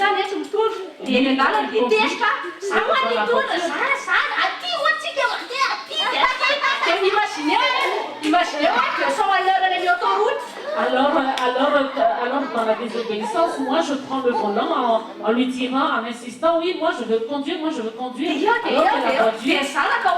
Alors que la voiture roule à 200 à l'heure et qu'est-ce qui va se passer alors que les enfants sont derrière? Alors dis à ton voisin, l'accident existe. Amen.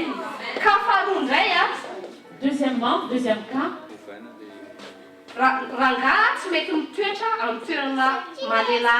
L'homme ne veut pas se mettre là où il est, à la position qu'il doit être.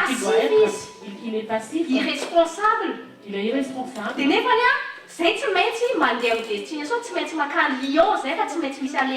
Alors que nous devons aller à Lyon parce que nous devons être là-bas. Il démarre la voiture. Il démarre quand même la voiture, mais tout en roulant, il y a quelque chose qui va pas. Il lâche le volant. Parce qu'il ne peut pas être à ma place.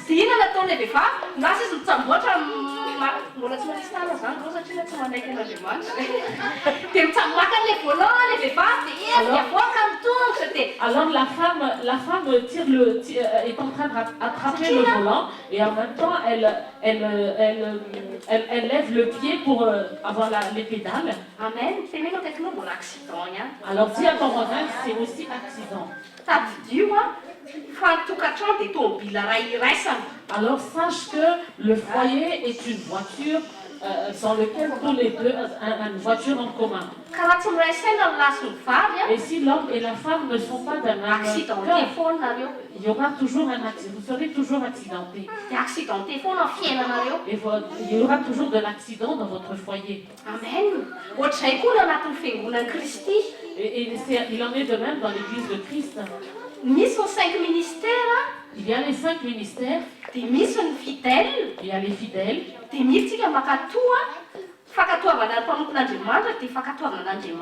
Donc nous devons obéir aux serviteurs de Dieu parce qu'en les obéissant, nous obéissons aussi à Dieu. Est-ce que tout Français est président de la République, comme tout fidèle dans une église, ne peut pas être pasteur ni évangéliste? Ce n'est pas parce que tu as...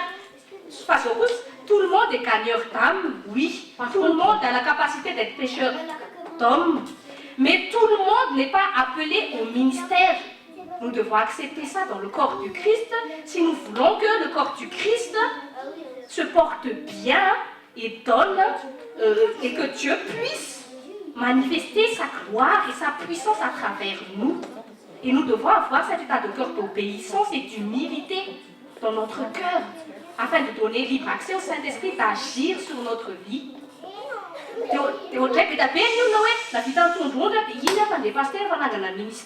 Il y a beaucoup de personnes qui ont amené beaucoup d'âmes à l'église et du coup ils veulent être pasteurs.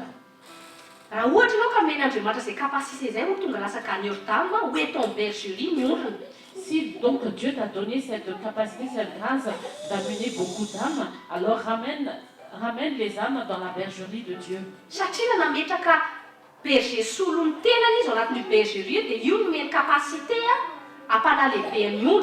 Parce que si Dieu a donné à un berger pour être son représentant dans l'église, c'est qu'il a choisi que ce berger soit son représentant pour donner de la nourriture à ses brebis. La fonction que Dieu nous donne, c'est lui-même qui nous donne la capacité de le faire. Donc, si une femme veut être un homme, sache bien, femme, que Dieu n'a pas donné la capacité pour que tu sois un homme. Donc, n'essaie pas d'être un homme. Si toi, tu es homme, n'essaie pas d'être une femme. La capacité que Dieu a en toi est d'être homme. Il est pareil dans le corps du Christ. Il y a des capacités que Dieu nous permet de faire pour que nous puissions nous s'entraider. Amen. Parce que si moi, je peux tout faire, je vais mépriser mon mari. Je n'ai pas besoin de lui. Et le monde serait composé d'hommes séparés. Mais Dieu dans la diversité, Dieu arrive. C'est pas dans la diversité que Dieu nous rassemble. Un enfant ne peut pas être enfanté si l'homme et la femme ne s'unissent pas. Si tu veux que tu enfantes quelque chose de glorieux dans ta vie, tu dois commencer déjà. Si tu veux que notre foyer soit glorieux, il faut que l'homme et la femme apprennent à s'entraider, à s'unir. La question qui se pose donc, comment est-ce que ça doit se faire, Tati Méline? Je crains Dieu. Ça commence par la crainte de Dieu. Je crains Dieu. Mon mari craint Dieu. Nous avons nos temps de prière avec Dieu. Nous prions chacun de nous de notre côté.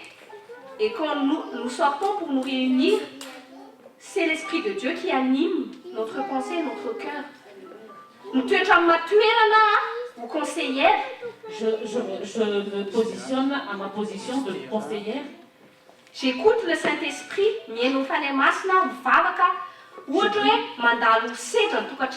Par exemple, notre foyer passe par des épreuves. Je prie Dieu. Je demande au Saint-Esprit qu'est-ce qu'on doit faire. Et le Saint-Esprit me conseille, me souffle.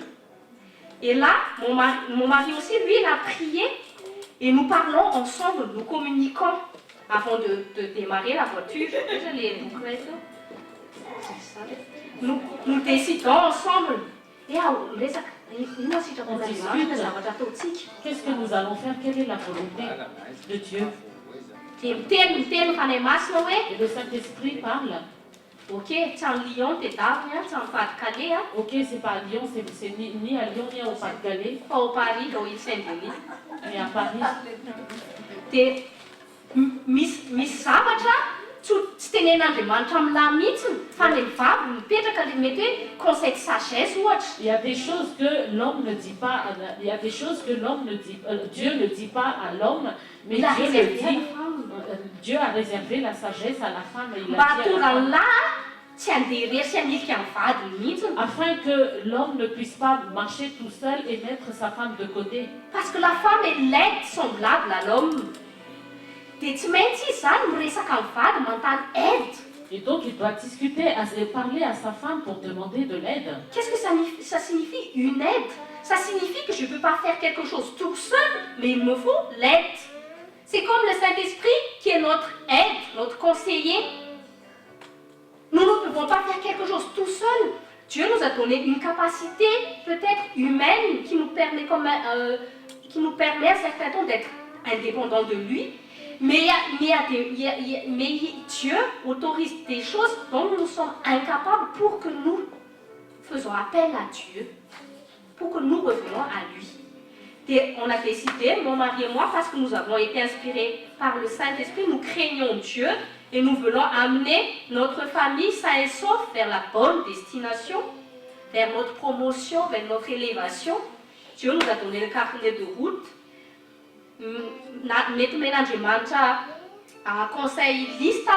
Peut-être que Dieu m'a donné une liste de conseils. Mais c'est pour voir mon cœur.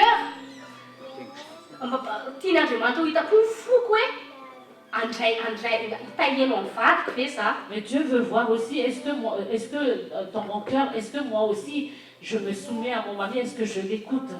Et je lui propose. Et donc je lui donne la liste de conseils et c'est lui qui va voir Ça c'est bon pour nous. Satria izy koa mivavaka. C'est tel conseil qui est bon pour nous parce que Dia lui mivavaka aussi, izy hoe ataovy manapaka an'ilay sitraponao rehefa avy resaka izay mivady. parce que lui aussi il prie et il demande à Dieu afin que il soit soumis à la volonté de Dieu une fois la discussion faite.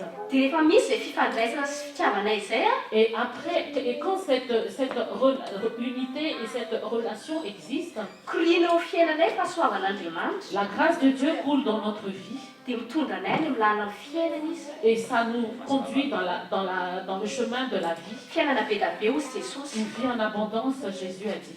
Zanakay en sécurité, Nos enfants sont en sécurité, tahina, ils sont bénis, ambinina, ils sont prospères. dia lasa izay, dia meo koa dia lasa izay voyagenay tranquille, Et donc, za nous fa continuons s'installe dans ce tranquille voyage. tsara. Moi, je m'installe tranquillement Amen.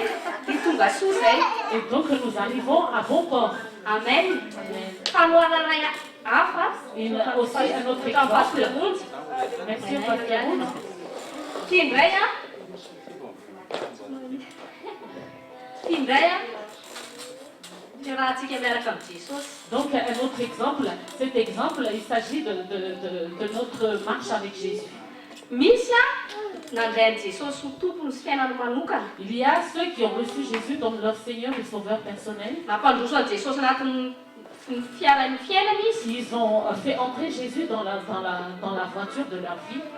Fa ny zavatra mitranga, raha dikan'izany hoe Jesosy amin'ny chauffeur fiainanao. Ça veut dire que c'est Jésus qui est le conducteur de ta vie. Fa be da be ny olona mbola tsy manaiky aby. Efa ao anatin'ny fony Jesosy. Il y en a beaucoup qui n'acceptent pas encore alors que Jésus est déjà dans leur cœur. Dia ahino ny tanan'i Jesosy. Jésus est déjà dans leur cœur. Zany aloha fa aloha dia antsika. Mais ils mettent le cœur de Jésus de côté, ils enlèvent les mains de Jésus du volant de leur vie. Dia iny ilay tenen'ny ten'Andriamanitra hoe le Saint-Esprit est attristé en nous. Et ça, c'est ce que Dieu dit. Si nous voulons voir la vie, si nous avons invité le Saint-Esprit, l'honorable Dieu Tout-Puissant dans notre cœur, ne l'attristons pas. Inona zany ny toerana tokony misy anao raha ohatra ianao ka nandray an'i Jesosy tompony ny fiainanao manokana? Quelle est donc la position que tu dois être quand tu dois avoir quand tu as reçu Jésus comme ton Seigneur et Sauveur personnel? Manaiky entin'ny fanahy masina. C'est d'accepter d'être dirigé par le Saint-Esprit. Hozy ny ten'Andriamanitra ao amin'ny Romains chapitre 8 hoe La Bible nous dit dans Romains 8, tsy tadidiko le verset, fa hoe celui qui est conduit aussi par le Saint-Esprit, c'est celui qui est appelé fils de Dieu. la Bible, voilà, c'est ce que la Bible nous dit. Mila zany tsika manaiky hoentin'i Jesosy. Donc nous devons accepter d'être conduits par Jésus. Jesosy tsy ataonao any amin'ny l'arrière. Tu ne mets pas Jésus dans ta malle arrière. Jesosy tsy ataonao amin'ny passager. Ou ni en tant que passager, Na copilote. ni copilote. Fa izy mipilote ny fiainanao. C'est lui qui doit être le pilote de ta vie. Satria izy rery ihany no mahafantatra ny lalina makany amin'ny fiainana mandrakizay. Parce qu'il est le seul qui connaît le bon chemin qui mène à la vie éternelle. Izy rery ihany no mahafantatra ny lalana mitondra anao ny élévation. C'est lui seul qui connaît le chemin qui t'amène à l'élévation. Izy rery ihany no mitondra anao any amin'ny fiainana be da be. C'est lui seul qui t'amène à la vie en abondance. Fitahina, La bénédiction, ambinina, la prospérité. famille, zasy ianao manaiky. Nous devons, toi et moi, nous devons accepter. Piloten'i Jesosy ny fiainantsika. Être piloté par Jésus. Dia ahoana moa ny hoe piloten'i Jesosy? C'est comment avoir une vie pilotée par Jésus. Mahafantatra ny tenin'Andriamanitra ianao. D'abord, connaître la parole de Dieu. Tu dois connaître la parole de Dieu.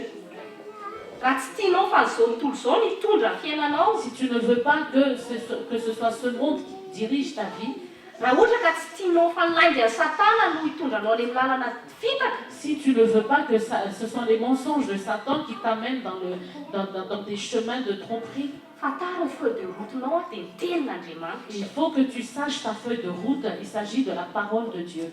Dia ny Saint-Esprit nous voit de la parole de Dieu en toi. C'est le Saint-Esprit. C'est le GPS de la parole de Dieu en toi. dia za mahatonga antsika hoe mily tsika manao miditra ny sekoly ny finoana. Et c'est pour ça que nous devons rentrer dans l'école de la foi. Tsy afaka fantatra ny Jesosy mihitsy tsika raha tsy mahafantatra ny tenin'Andriamanitra. Nous ne pouvons pas connaître Jésus sans connaître la parole de Dieu. Tsy afaka mahafantatra ny lalana fiainana mandrakizay tsika raha tsy mahafantatra ny tenin'Andriamanitra. On ne peut pas connaître le chemin de la vie éternelle sans connaître la parole de Dieu. Dia fiainanao koa nefa tian'Andriamanitra ampiasaina anehoana ny voninahiny. Et ta vie, Dieu aussi veut utiliser ta vie pour manifester la gloire, sa gloire. Za sy ianao zany le Adama sy Eva vaovao eto amin'ity tany ity. Le nouveau Adam et Ève sur cette terre, c'est toi et moi. Ny ankohonantsika zany no ohatrany lasa représentant ny royaume des cieux eto an-tany. Notre foyer est le représentant du royaume des cieux sur terre.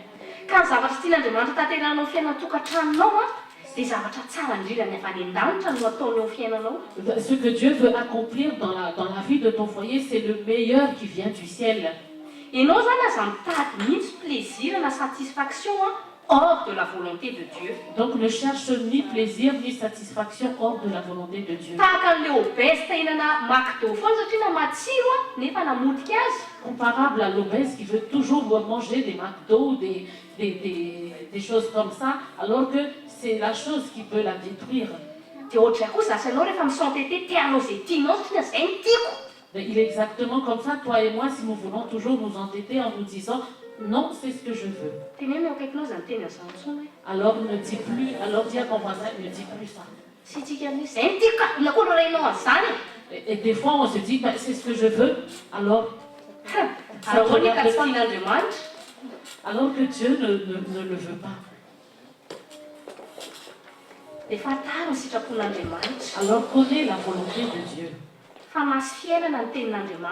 La parole de Dieu est esprit et vie. Amen. Mila teraka anatin'ny fotsika mihitsy zay hoe famarinan'Andriamanitra ihany no famarinany eo amin'ny fiainana. Ça doit être vraiment ancré dans notre cœur que c'est la vérité de Dieu qui est la vérité dans ma vie. Ny tenin'Andriamanitra no manamboatra ny fotsika. C'est la parole de Dieu qui façonne notre cœur. Fa rehefa voamboatra n'Andriamanitra ny fonao raha lehilahy raha vehivavy parce que homme, femme, une fois que la parole de Dieu a façonné notre cœur, na misy zavatra atao ny vadinao ary tsy tezitra ianao. Et même si ton mari ou ton conjoint fait quelque chose, ça ne te met pas en colère. Fa tonga anao dia tonga an-tsaina hoe Andriamanitra oka ny sitraponao no tateraka eto an-tokantrano. Ampio zay. Tu réalises tout de suite en te disant, tu es conscient tout de suite en te disant que ta volonté s'accomplisse dans notre foyer, Seigneur. Aide-nous. Ne permets pas à Satan de rigoler sur nous. Si ton époux, si ton conjoint n'est pas encore dans le Seigneur, porte-lui toujours en prière.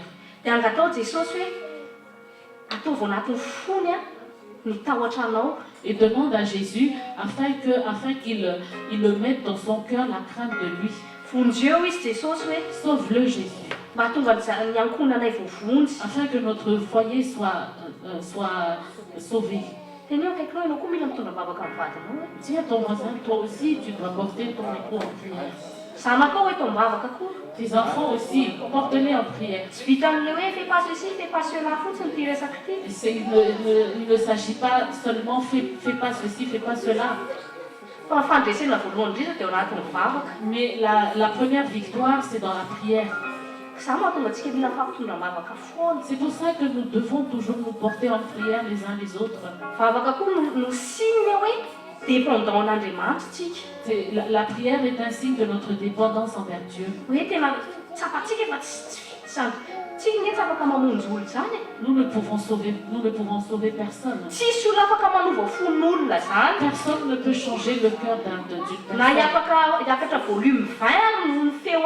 Même si tu veux élever ta voix jusqu'au volume 20. Et tu vas dire à ton conjoint, tu dois changer, tu dois changer. Mais il ne va pas changer, il va jamais changer. Ses oreilles il va juste avoir mal aux oreilles.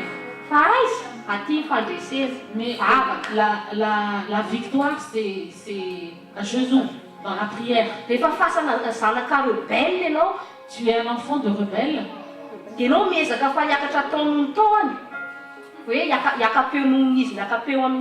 veux toujours augmenter tes tons par rapport à ses tons. Regardez bien la génération de notre époque. Ils n'ont pas peur de l'autorité. Regardez comment les ados ils agissent par rapport à leurs profs. Et c'est quoi le problème? Parce que les parents non plus ne se positionnent pas en tant que parents. Ils se comportent comme des jeunes également. Et c'est pour ça que la société n'a ni limite ni repère. Et Satan domine là où il veut. C'est pour ça que toi et moi nous avons besoin de Dieu. Dans la Bible, Dieu dit que Dieu parle de génération rebelle. Rebelle signifie qui refuse de se soumettre à Dieu. C'est la vraie signification de rebelle. Si une femme se rebelle contre son mari parce qu'elle a refusé de se soumettre à Dieu, la première personne qui est offensée, c'est Dieu. L'homme ne veut pas se soumettre sous l'autorité de quiconque. Il ne veut pas être sous l'autorité de Dieu. Parce que l'esprit luciférien est rentré dans son cœur. Je vais faire comme je veux, pas comme ce Dieu veut. Alors qu'il a été créé par Dieu. Dieu. Son nom est Dieu. Tout-puissant, créateur de l'univers, le redoutable. Le nom de Jésus, c'est le nom au-dessus de tout nom. Cela signifie que jamais tu seras au-dessus de Dieu.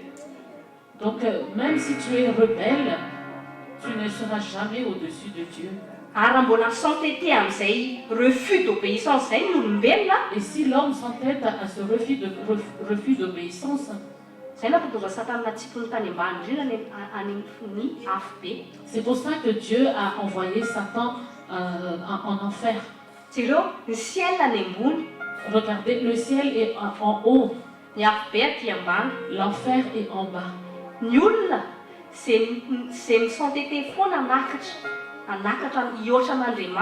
L'homme qui s'entête pour de toujours pouvoir ressembler au nom, de pouvoir toujours se dresser au-dessus de Dieu. Un jour, il va avoir le tournis et il va chuter en enfer. Amen. Alors dis à ta voisin, obéis à Dieu. Crains Dieu. Amen. Alors dis à ton voisin, tu n'es pas n'importe qui. Une convoitise,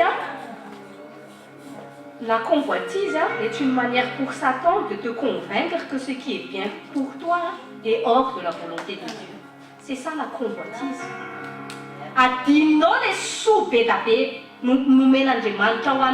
Tu as oublié tous les bienfaits que Dieu t'a donnés. Dieu t'a donné une grande chose qui est bénéfique pour toi et qui te bénit. Et Satan t'offre juste une petite chose comme ceci. Ce qui brille, c'est exactement comme le fruit défendu. Au début, tu es là. C'est pour ça qu'il est tentateur. Et il force tes yeux à se tourner aussi, il te dit, laisse ça, c'est ça le meilleur, c'est ça le meilleur. C'est vrai que c'est bon à regarder au début. Mais une fois que tu le consumes, à l'intérieur c'est du poison. Et tu fais rentrer du poison dans ton corps et après tu meurs. C'est ce que Satan est en train de faire dans ce monde. Regardez et examinez les choses du monde. Tout est attractif. Nous vivons dans un monde où tout est attractif pour te divertir. Tout ça pour que tu ne te concentres pas sur Dieu. Alors que David a dit, je veux contempler ta magnificence. Qui de nous a déjà vu contempler la magnificence de Dieu créateur? Pourquoi tu veux t'accrocher à un monde qui te trompe? C'est magnifique, contemple Dieu dans sa parole. La grâce de Dieu est venue pour illuminer les yeux de ton cœur, pour que tu puisses contempler sa gloire. Lisez bien l'histoire de Paul.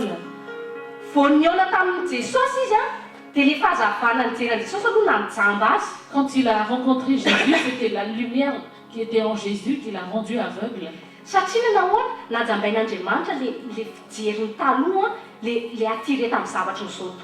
Pourquoi? Parce que Dieu a rendu aveugle sa façon de voir qui était attirée par les choses du monde. Et une fois qu'on lui a imposé les mains et qu'il s'est fait baptiser, ses yeux ont été ouverts. Il a eu de nouveaux yeux. C'est des yeux de l'esprit. Pour qu'il puisse voir Dieu. On ouvre que les yeux de ton esprit s'ouvrent aujourd'hui. Et à partir d'aujourd'hui, quand tu lis la parole de Dieu te sera révélée. Amen. Et tu vas connaître qui est Jésus exactement. Il ne s'agit pas de religion avec Jésus, parce que la religion n'amène pas la vie. La religion ne change pas ce qui est à l'intérieur de toi. C'est la parole et le Saint-Esprit qui agit à l'intérieur de toi. Jérémie a dit, la parole de Dieu est un feu qui pulvérise le roc. Je prie qu'aujourd'hui que tous les cœurs de roc soient pulvérisés par la parole du feu de Dieu. Amen. Et que Dieu te donne un nouveau cœur. Amen. Pour qu'un nouveau désir naisse dans ton cœur. Amen. Que les désirs du monde soient détruits dans ton cœur dans le nom de Jésus. Amen. Et que le désir de connaître Dieu grandisse en toi. Amen. Amen. Moi quand je prie Dieu, tous les jours je pleure.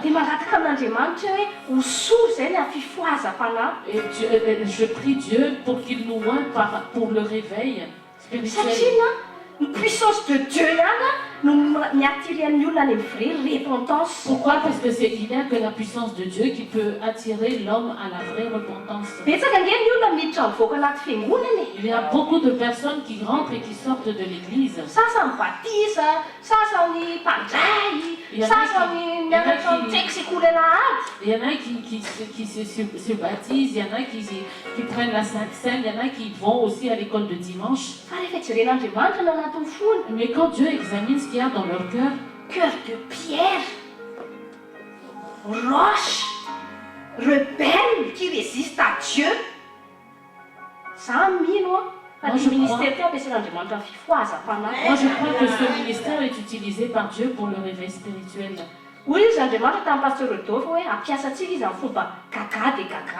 Et Dieu a dit au pasteur Rodolphe que Dieu va nous utiliser pour dans les chapitres 1, verset 5, où Dieu dit que je vais vous saisir des temps. Vous allez être émerveillés. Que même quand on va vous le raconter, vous n'allez pas le croire. Habakkuk, chapitre 1, verset 5. C'est dans ce chapitre. Moi, je dis à Dieu tous les jours, moi, je veux voir des âmes se prosterner devant ton trône. Je veux voir des gens qui se convertissent réellement, authentiquement, parce qu'ils seront touchés par ta grâce. Amen.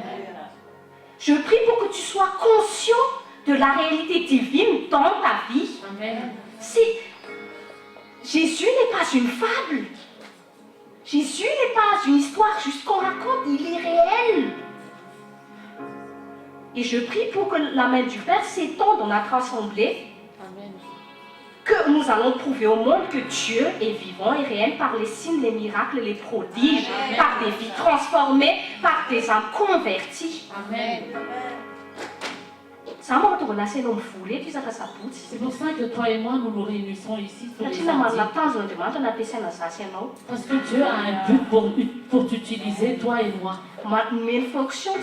Il nous a donné des fonctions. Et il nous a donné aussi un endroit pour accomplir cette mission.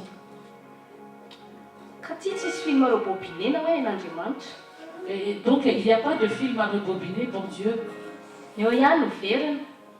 On répète toujours la même chose. Et on répète l'erreur qui a été faite dans un endroit pour être fait dans un autre endroit. La parole de Dieu dit les bontés de Dieu se renouvellent chaque matin. Avec Dieu, il n'y a que du renouveau. Moi, je dis à Dieu, moi, utilise-nous pour des choses que le monde n'a pas encore vues. Amen. Et Dieu va nous envoyer parce qu'il est fidèle. Si tu le crois. Mais Mais demeure là dans la position où Dieu t'a mis d'abord. Il y a beaucoup de personnes qui ne connaissent pas la bergerie que Dieu veut qu'elle soit. Et leur destinée ne peut pas s'accomplir. Il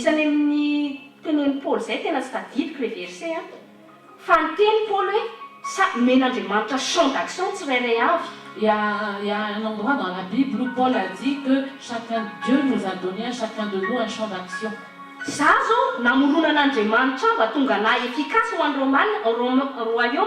Des champs d'action, une mission. Moi, la raison pour laquelle Dieu m'a créé, c'est que pour que je puisse être efficace dans mon champ d'action, dans HVK Mission. Amen. Où est ma destinée? Où tu m'as appelé? Mais demande à Dieu où est-ce que tu m'as appelé à être. Pour que tu sois efficace dans ce que Dieu veut faire à travers toi. Conviction. C'est pour ça la conviction. Parce que Dieu saisit ton cœur et te dit où tu dois être. Il te convainc. Tu choisis l'église.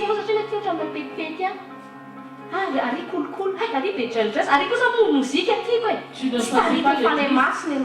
choisis pas l'église parce que oui, là-bas, il y a beaucoup de jeunes, là-bas, il y a de la bonne musique. C'est l'erreur de beaucoup de chrétiens qui sont encore conduits par leur chair et non par l'esprit. Parce qu'ils cherchent toujours ce qu'ils veulent. Parce que le Saint-Esprit veut. Il faut que tu saches, tu demandes à Dieu, conduis-moi dans toutes choses. Tu ne vas pas dans un champ d'action ici, un champ d'action là-bas. Tu ne peux pas tout faire. C'est pour ça que Dieu a créé l'homme et la femme différemment. C'est de l'humilité d'accepter que j'ai besoin de l'autre. C'est de l'humilité. L'homme doit avoir de l'humilité pour accepter cette réalité que oui, effectivement, j'ai besoin de ma femme. C'est une humilité pour la femme d'accepter cette réalité que oui, j'ai besoin de l'homme. Et non se dire non, laisse-moi tranquille, t'es autre chaïkou. Et non, ça m'y est chanté là, oui. Des fois, on appelle, il parle de champ d'action, alors ne pense pas que tu as beaucoup de dons, donc, et tu vas aller partout dans tous les champs d'action. Prie Dieu et dis-lui de te conduire. C'était le temps, on a mis à part Barnabas et Paul. Son ministère, c'est d'annoncer l'évangile aux païens. Est-ce que Pierre, quand il a entendu ça, moi aussi je suis allé vers les païens? Non. Parce que Jérusalem. Parce qu'il a su que lui, il a été appelé à Jérusalem. C'est pour ça que Jérémie a dit, cherche Dieu de tout ton cœur. C'est le cœur. Ne sois pas conduit par ta tête, par tes désirs, par ton ambition, cherche d'abord Dieu. Cherche Dieu de tout ton cœur. Pour ta vie, pour tes études, pour ton mari, ta femme. Cherche Dieu parce qu'il a un plan de bonheur pour toi.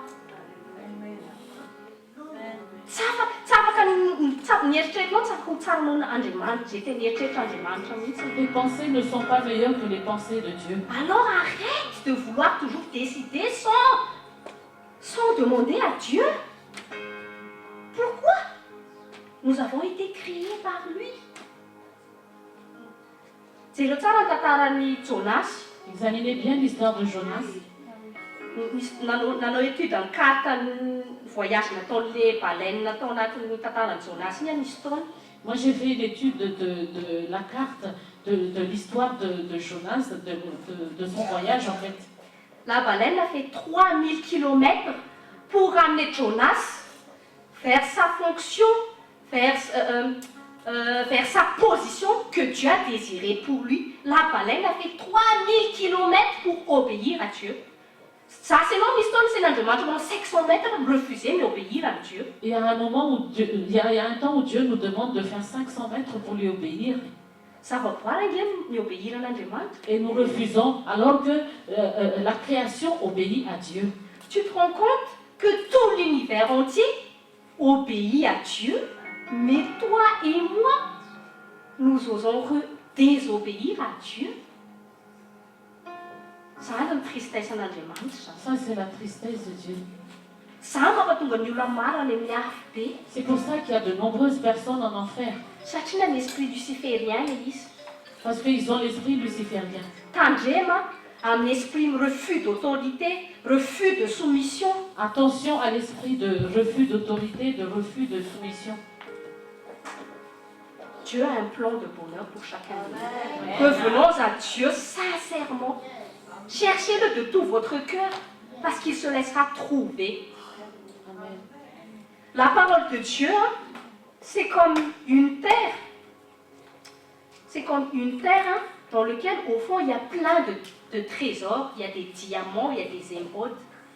Mais pour que tu puisses atteindre, il faut que tu creuses.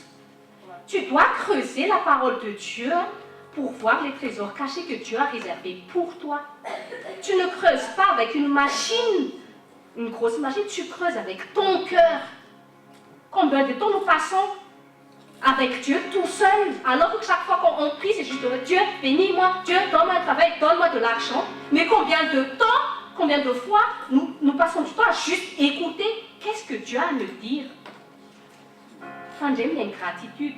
Attention à l'ingratitude. Dieu est bon, Dieu est justice, Dieu est rempli de grâce et de miséricorde, mais n'oublions pas qu'il est toujours Dieu. Amen. Amen. Et nous devons nous soumettre à lui, pas comme des esclaves, mais Jésus avait dit, des esclaves, nous sommes devenus amis de Dieu, des esclaves, nous sommes devenus serviteurs de Dieu, de serviteurs de Dieu, nous sommes devenus l'ami de Jésus. Et de amis de Jésus par le Saint-Esprit habitant, nous sommes devenus fils du Dieu très haut. Nous sommes hérités du royaume de Dieu. Dis à ton voisin, Dieu t'aime. Nous allons nous lever pour prier.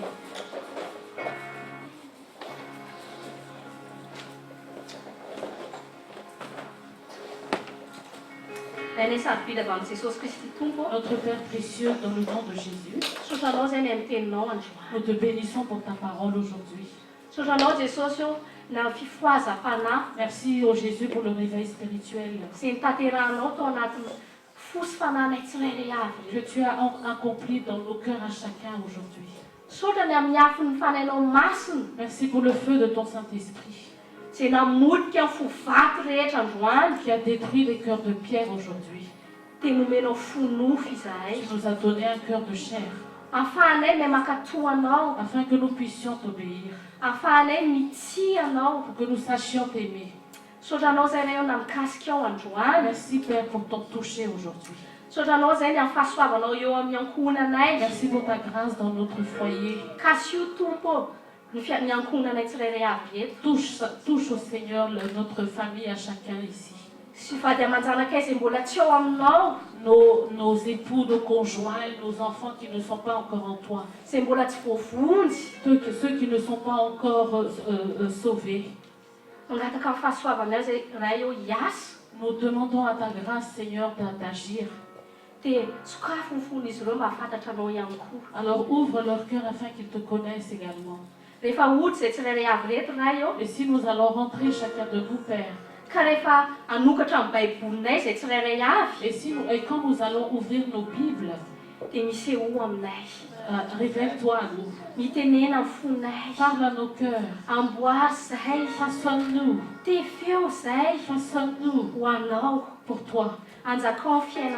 Règne dans nos vies. Règne dans notre foyer. Que ton sang précieux nous couvre. Quelles que soient les attaques de Satan, il ne prospère pas. Au nom de Jésus. Quelles que soient les attaques de sorcellerie, ne peuvent pas nous atteindre au nom de Jésus. Quelles que soient les attaques des marabouts et des magiciens, ils ne nous touchent pas au nom de Jésus. Quels que soient les esprits qui veulent amener la séparation dans notre foyer, nous le disons sans effet au nom de Jésus. Quels que soient les esprits qui veulent détruire nos enfants, ils sont sans effet au nom de Jésus. Quel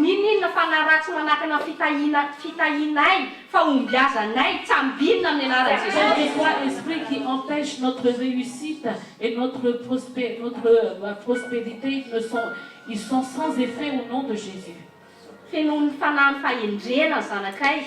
Que l'esprit de sagesse puisse remplir nos enfants.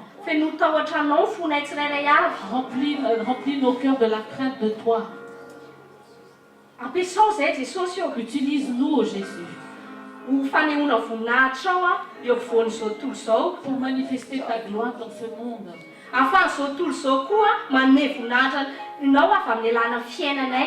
que ce monde puisse te donner gloire à partir de nos vies. Merci Père. Parce que nous sommes distingués, parce que nous t'avons. Quelles